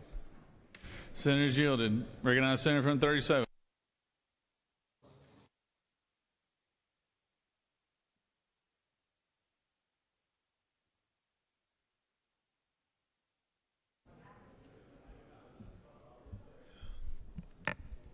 Mr. President, ladies and gentlemen of the Senate, I rise today to address some of the issues raised by the senator from the 10th and address why this is such important legislation. This is a classic case of concentrated benefits and decentralized costs. What we have here is you've got a citizen base that's going to potentially be taxed for 20 years, 30 years, or more years. And when citizens get together, as they have many times in the past, and voted a proposal like this down, what happens? If citizens get together with limited funds, limited organization to try to stop something that in the case of a previous regional SPLOST effort raised $8 million. $8 million of private sector money raised by people who would benefit directly from these the concentrated benefits of transit, to sell the public on an idea that was very focused and only citizen groups could organize against. How many times should the citizens have to vote something like this down? If a proposal for a 30-year tax, not a 4-year tax, but a 30-year tax, that would span the term of 7 county commission or city council terms, a 30-year tax. If they propose it, the citizens vote it down and say we don't want it. Should they be able to come back in a year or 2 years? If it fails a second time, they raise the money, bring it back another time, and again, and again, and again. How many times do citizens have to vote a well-funded, focused, multi-million-dollar campaign to spend millions of dollars that would raise billions of dollars of revenue? How many times should citizen groups have to organize to stop it? It comes again and again and again. Friends, this is like a vampire movie. The citizens fight something back they don't want, but it resurrects itself and comes back. They fight it down, it comes back again and again and again. All this bill does, it gives citizens the respect that if they're asked to fund a 10-year, 20-year, or 30-year tax, at some point they should get a reprieve. Citizens organizing themselves with in their own neighborhoods without billion-dollar development groups funding them, or infrastructure groups who are going to benefit from design and construction funding them. These concentrated benefits, decentralized cost. How many times does grandma in the outer rim of a suburb have to organize to say no, and no means no? This isn't saying you're going to have to wait 8 years for a 4-year tax. This isn't even saying you're going to have to wait 8 years to vote again on an 8-year tax. This is a 20 or 30-year tax. If it passes by 50% plus 1, locks them in for a generation. Locks people in for 30 years of paying. Should they be able to come back? If it fails once, should they be able to come back the next year, and the next year, and the next year? When are we respecting our voters' voice adequately? This is a balanced proposal. This doesn't deal with a short splash referendum. This deals with a long-term referendum that proposes to take billions of dollars from citizens. This is a balanced proposal. The proposal says that if you're going to have a tax that spans multiple terms of office, the wait should span 2 terms of office. That's all it says. It's balanced, it's focused, it's appropriate, and it's respectful to the voice of our citizens that when they organize and say no, millions of dollars of capital should not be able to organize against them to sell them the next year and the next year until they finally say yes. They can be locked in for a generation. That's what this bill's about. It's a very simple proposal. The citizens say no to a multi-decade tax. There ought to be a reasonable period of time in which they don't have to organize again to stop it again and again and again. With that, Mr. President, I urge all members to support House Bill 583. Senator's yielded. Recognize the senator from the 9th.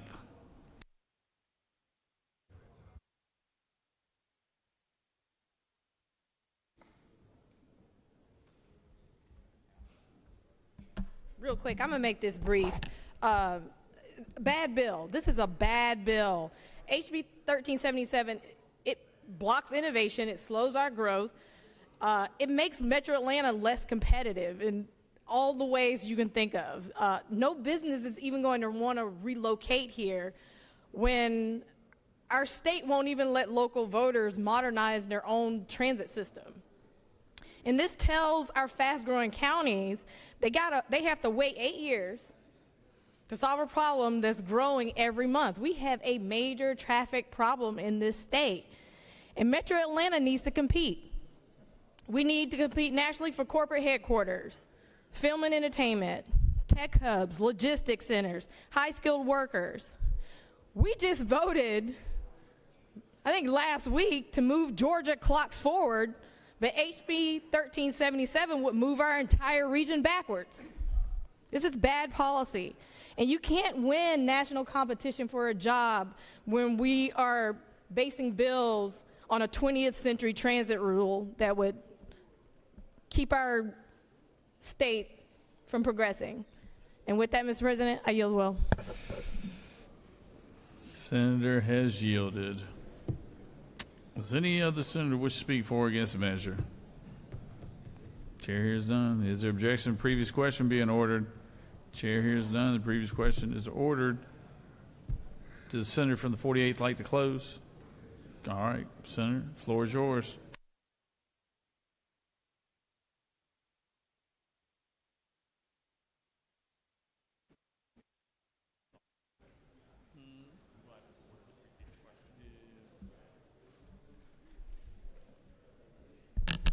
Misinformation is a heck of a thing. This bill does not impact at all single county T-SPLOS, does not impact regional T-SPLOS. It does not affect 1 penny of the MARTA sales tax. What it does do, as the senator from the 9th pointed out, is it reminds us that Gwinnett County has held a transit referendum 3 times over the last 7 years. And if we are to vote no on this, let's just keep it going. Let's just go year after year after year, keep voting them up, keep wasting taxpayer dollars on something that the voters and the residents don't want. The senator from the 37th made a great point. He said, if you spend all this time and all this money doing this, you got a little cooling period for 2 cycles before you bring it up again. Time to reevaluate, time to decide. Maybe technology has changed. Maybe we don't lock people into, as the senator from the 37th said, a generational tax. We all know that we live in a world where transportation changes daily. The cars we're driving today will not exist a year from now. In 5 years from now, who knows where rail will be? Why are we wanting to vote no on something that locks people in for a minimum of 3 decades? In 3 decades, I don't think a single one of us will be sitting here. But if you vote no on this, whoever is sitting in your chair a decade from now, 2 decades from now, 3 decades from now, will still be wondering why we voted no and blocked this. Please vote yes. Let's get this done. Thank you. Senator has closed. Previous question's been ordered. Questions on the adoption of the committee substitute. Is there objection to the adoption of the committee substitute? Hearing none, the committee substitute is adopted. Is there objection to agreeing to the report of the committee which is favorable to the passage of the bill? Chair hears none. The report of the committee is agreed to. Is there objection to the main question being ordered? Chair hears none. The main question is ordered. Questions on adoption of the committee. Questions on the passage of the bill by substitute. All those in favor of the bill vote yea. Opposed, nay. Secretary, unlock the machine.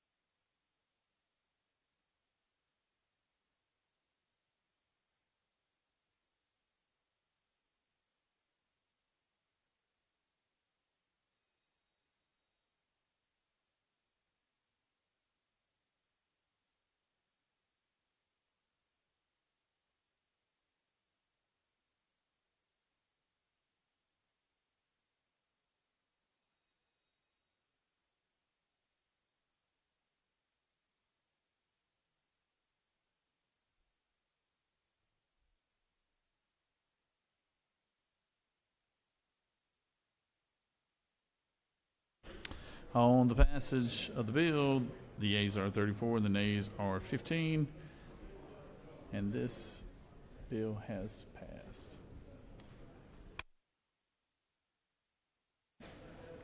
Recognize the senator from the 51st. Thank you, Mr. President. I move that we move House Bill 1070 off the table. Secretary, read the caption. House Bill 1070 by Representatives Hagan of the 156th and others, a bill to be entitled an act to amend Article 2 of Chapter 7 of Title 48 of the Official Code of Georgia annotated relating to income tax, imposition, rate, computation, exemptions, and credits so as to increase and extend income tax credit for expenditures on the maintenance of railroad track owned or leased by Class 3 railroads to provide for related matters to repeal conflicting laws for other purposes. Is there objection? Hearing none. Secretary, finish caption. Mr. President, the Committee of the Senate on Finance recommends that this bill do pass by substitute. Respectfully submitted, Senator Huffstetler, the 52nd District Chairman. Mr. President, that completes the order.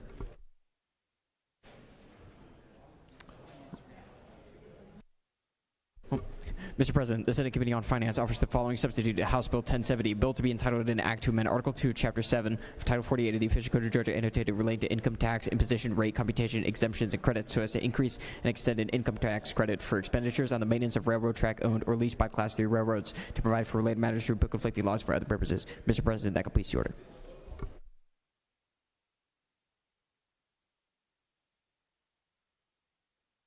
Very good. Senator from the 51st.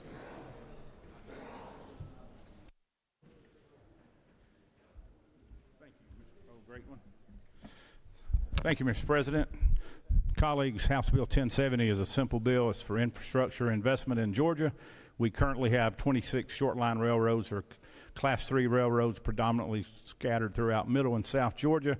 We currently offer a tax credit for those Class 3 railroads to reinvest and do maintenance on their tracks. Currently, the tax credit is $3,500 per mile.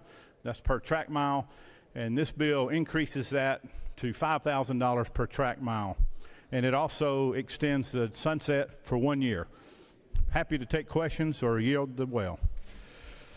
Recognize the Majority Leader. Does the Senator yield? I'll consider it. Go ahead. Senator, can you explain to us why do we need to do this for the railroads? Well, if you've ever been railroaded, you would understand, Mr. Majority Leader. But no, the railroads are an important factor in economic development for Georgia, especially trying to move freight to and from our ports and up and throughout central and north Georgia. And the more money we put in rail, the more freight we'll get off of our interstates and our secondary roads throughout our state. So it's a very important investment in our rail system. All right, so you're saying we got to vote with the choo-choo trains, right? I would encourage you to stick with the Class 3 railroads. Good for economic development in all your rural counties. It's also good for the children because it's good for ag. Anything that's good for ag is good for the children. Right, Mr. Chairman? Thank you, sir. Yes, sir. Recognize the Senator from the 13th. I feel a trend coming. Senator, isn't it true that I really appreciate this bill and it adds economic development to rural Georgia also, with our short line rails, et cetera?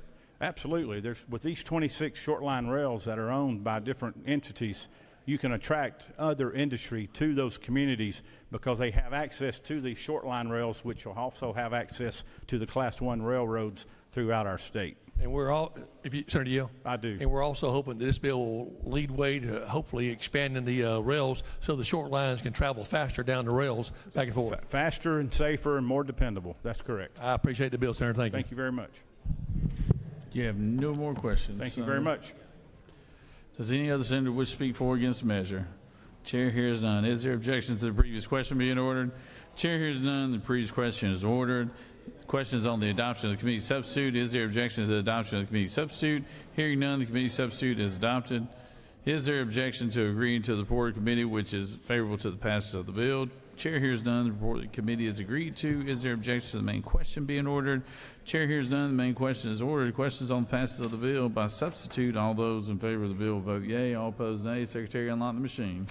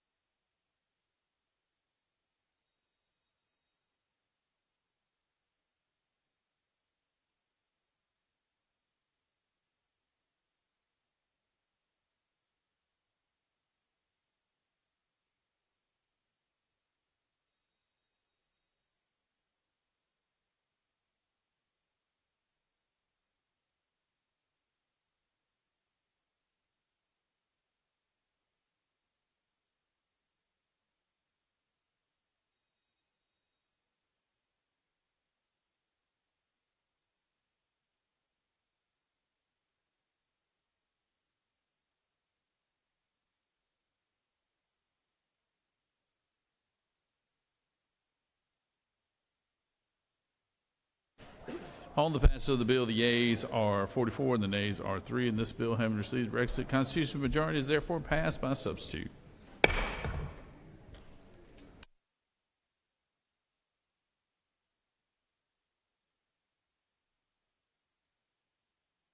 Recognize Senator from 48.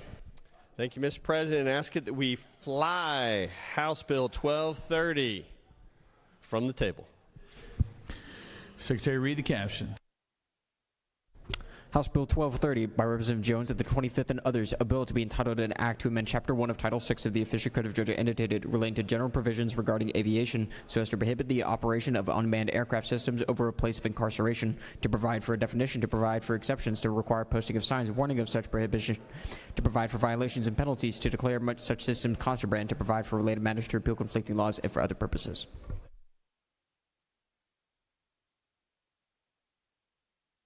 Is there objection? Hearing none, finish the caption. Mr. President, the Committee of the Senate on Transportation recommends that this bill do pass. Respectfully submitted, Senator Dolezal, the 27th District Chairman. Mr. President, that completes the order.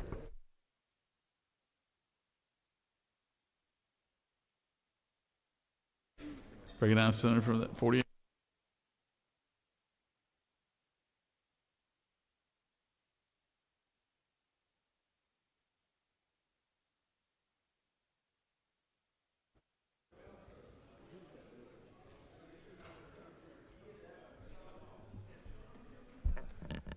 My last bill of the day, I promise. Mr. President, I think we got a broken chair situation over at the senator from the 51st. So, GBA to the rescue. House Bill 1230 is exactly why we voted yes on the previous bill. I first learned about this from the mayor of our great city of Atlanta, who told me about a little problem that we have with drones. Drones making deliveries of food, cell phone, and drugs and weapons to our jails here in Atlanta. Can you imagine that drones are flying over and making deliveries to inmates in jail? They can bring anything to them they want. The key provisions of this bill is that it prohibits drone activity over jails and prisons. It criminalizes the misuse of those. It establishes the penalties. It gives law enforcement authority to be able to use controlled means to take those drones out. It defines drones as contraband when they're used in that way.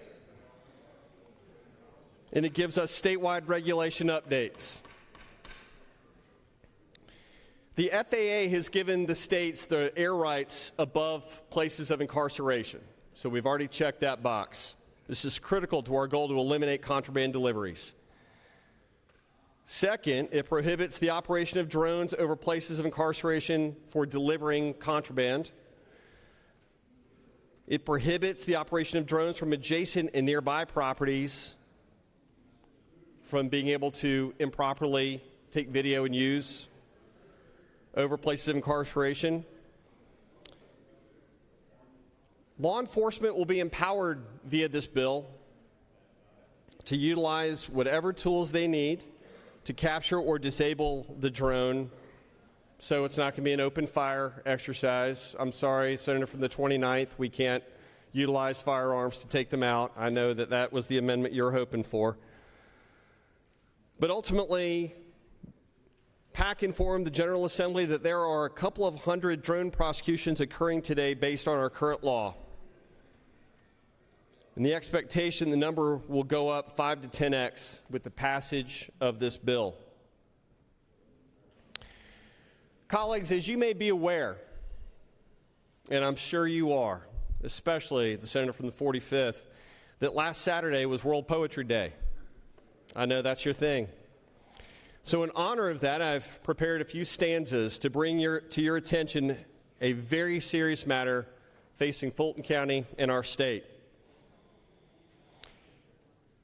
You see, in the jail on Rice Street, where tall fences grow, there was trouble above and much trouble below. The guards at the gate were as sharp as a tack, but the sneakiest sneaks found a way through the back. Not through a tunnel, not through a door, but flying through the air with a hum and a roar. The inmates were hungry. The inmates were sly. They looked for their dinner way up in the sky. With a whir and a zoom and a beep and a blast, the contraband drones started flying quite fast. They carried tobacco. They carried some drugs. They carried some files for some jailbreaking thugs. But the strangest of all, and this part is true, was a bucket of crab legs for two. You cannot have crab legs in a jail. You cannot feast without your bail. We cannot let these drones win the day, but colleagues, I have found a new way. With a zip and a zap, we'll use a jammer so inmates cannot crack crabs open with a hammer. The drones will fall high from the sky with a twitch as we flip this no-fly zone switch. The signal will scramble, the rotors will stall, the buttery sauce bounty will start a great fall. No biscuits, no clusters, no Old Bay delight, just gravity winning the Rice Street drone fight. The inmates will grumble, the inmates will groan as they watch their surf and turf fall down like a stone, because crabs do not have wings, and a jammer is the end of such contraband things. Thank you, Senators. I yield the well.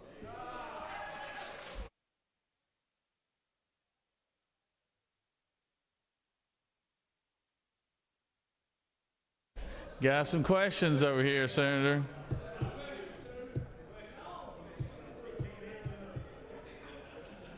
Senator's yielded. Recognize the senator from the 13th. For what purpose you rise? All right, you waive.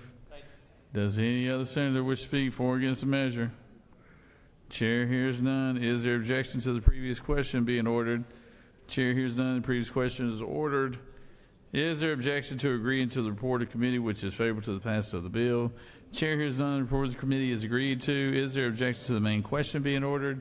Chair hears none. The main question is ordered. Questions on the passage of the bill. All those in favor of the bill vote yea. Opposed, nay. Secretary will unlock the machine. Yes, Senator from the 29th. For what purpose you rise? Parliamentary inquiry. State your inquiry. Mr. President, is it not true that the author of the bill speaks as if he's very familiar with the jail on Rice Street?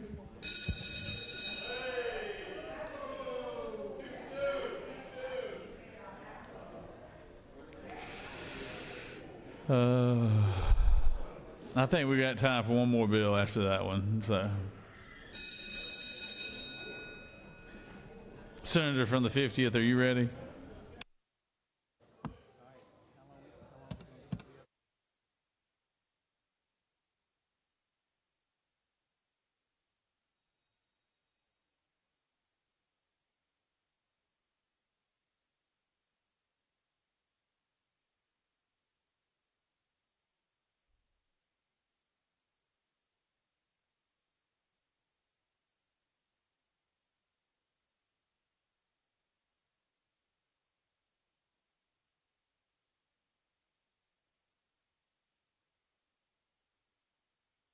On the passage of the bill, the yeas are 45 and the nays are 0. And this bill, having received the requisite constitutional majority, is therefore passed. All right, last one of the day here. Last one. Recognize the senator from the 50th. Thank you, Mr. President. I move that we remove House Bill 1185 from the table. Secretary, read the caption. House Bill 1185 by Representative Stration of the 104th and others, a bill to be entitled an act to amend Titles 14 and 15 of the Official Code of Georgia annotated relating to corporations, partnerships, and associations and courts respectively so as to provide for certain shareholder claims to be brought before the Georgia Statewide Business Court, to permit a corporation's bylaws or articles of incorporation to require certain claims to be heard by the Georgia Statewide Business Court, to provide for removal of certain claims of the Georgia Statewide Business Court, to provide for attorney's fees and costs, to exempt payment of attorney's fees and costs in certain situations, to provide for definitions, to provide for an effective date and applicability, to provide for related matters, to repeal conflicting laws, and for other purposes. Is there objection? Hearing none. Secretary, finish caption. Mr. President, the Committee of the Senate on Judiciary recommends that this bill do pass. Respectfully submitted, Senator Strickland, the 42nd District Chairman. Mr. President, Senators Tillery of the 19th District and others offers the following amendment to amend House Bill 1185 by adding brought by a shareholder or member after the word proceeding on line 22, by inserting reasonably between is and expected on line 154, by inserting reasonably between are and expected on line 156, by replacing the word shall with may on line 180, and for other purposes. Mr. President, that completes the order. Recognize the senator from the 50th.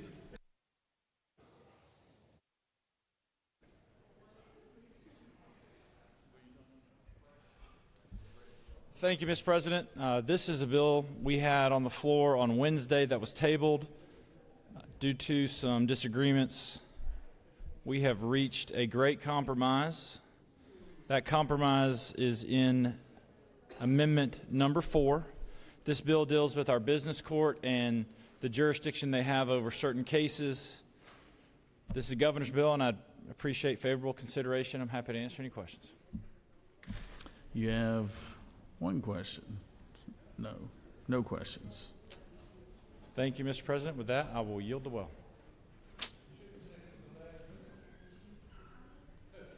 Recognize the senator from the 14th. Oh, I'm sorry. The senator from the 19th gets to speak to his amendment first. I apologize. No. I don't want to go out of order.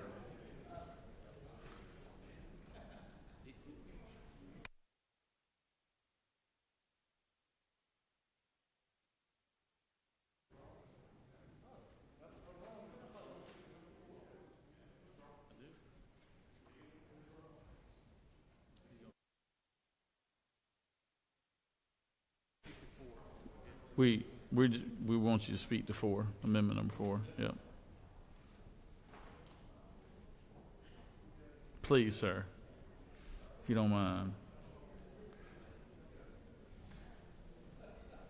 Senator from the 50th, as this goes a long time, you might as well forget about the last 2 days. Yeah, that's it. Well, Mr. President, he won't be a floor leader any longer after this bill, so he's on his own. He's the longest serving floor leader in the history of the chamber. He's on his own. Thank you, members of the Senate.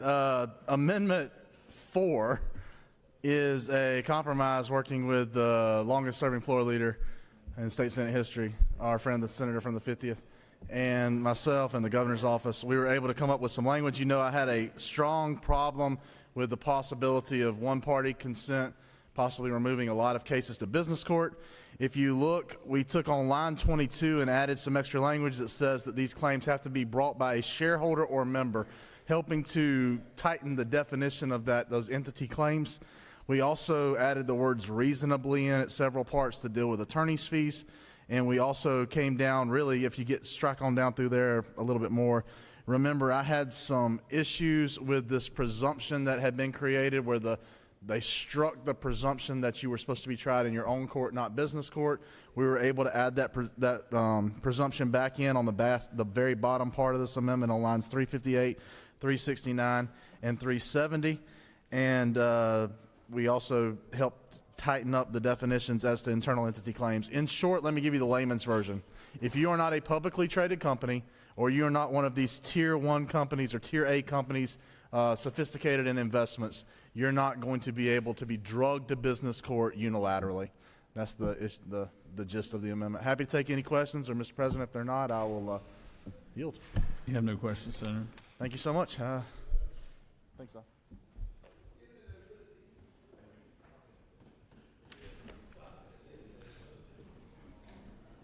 Go ahead, Senator.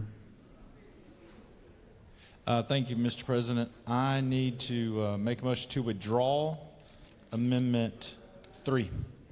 Senators move that we withdraw amendment number 3. Is there objection? Hearing none. Senator from the 14th. Mr. President, I ask unanimous consent to withdraw Amendment 3A. 3A is gone. Senator from the 18th. Thank you, Mr. President. I ask for unanimous consent to move to withdraw Amendment 2. All right, without objection, Amendment 2 is withdrawn. Senator from the 19th. Thank you, Mr. President. It is with great honor that I ask we withdraw Amendment 1. Is there objection? Amendment number 1 is withdrawn. All right. Question is on amendment number 4, authored by the. Oh yeah, does anybody else want to speak for or against this thing?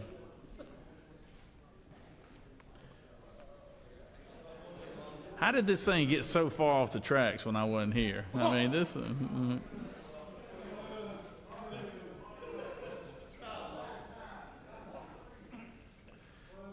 All right.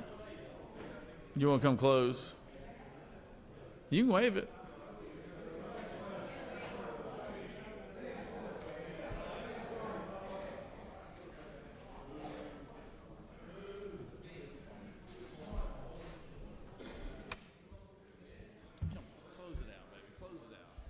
I just want to take this time to thank my partners for withdrawing their amendments. The last couple of days we put our heads together and we're able to come up with a very good bill.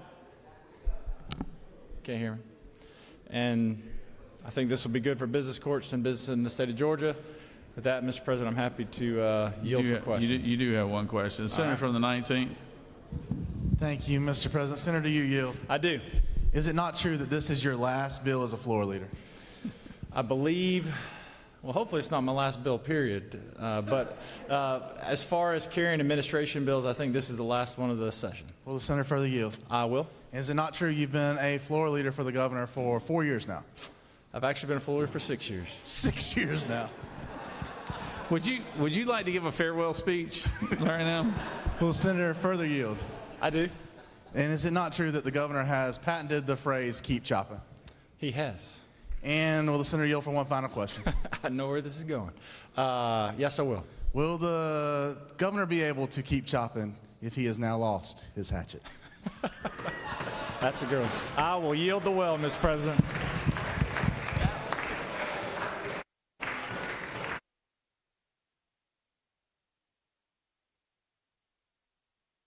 That was good. I mean, we laugh at a lot of like poor jokes around here. That was really good. That was funny. Question is on the adoption of amendment number 4 by the senator from the 19th. Is there objection?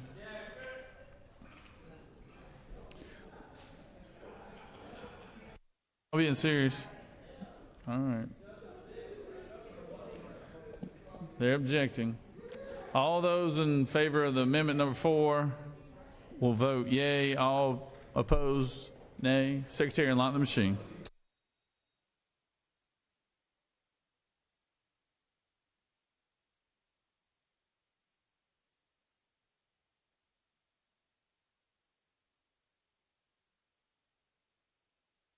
Senator from the 8th, what purpose you rise? Parliamentary inquiry, Mr. President. State your inquiry. Mr. President, is it not true that number 4 amendment protects the little man in this state from getting drugged to Atlanta and getting sued?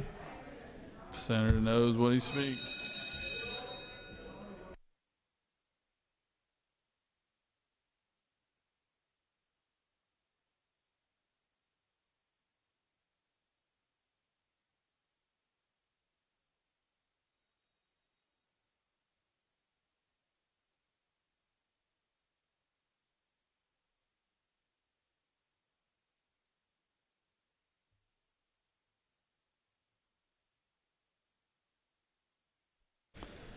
On the adoption of the amendment number 4, the yeas are 37 and the nays are 9. And amendment number 4 has been adopted. All right, on to the bill. Is there objection to agreeing to the report of the committee which is favorable to the passage of the bill? Chair hears none. The report of the committee is agreed to. Is there objection to the main question being ordered? Chair hears none. The main question is ordered. The questions on the passage of the bill as amended. All those in favor will vote yea. All opposed, nay. Secretary, unlock the machine.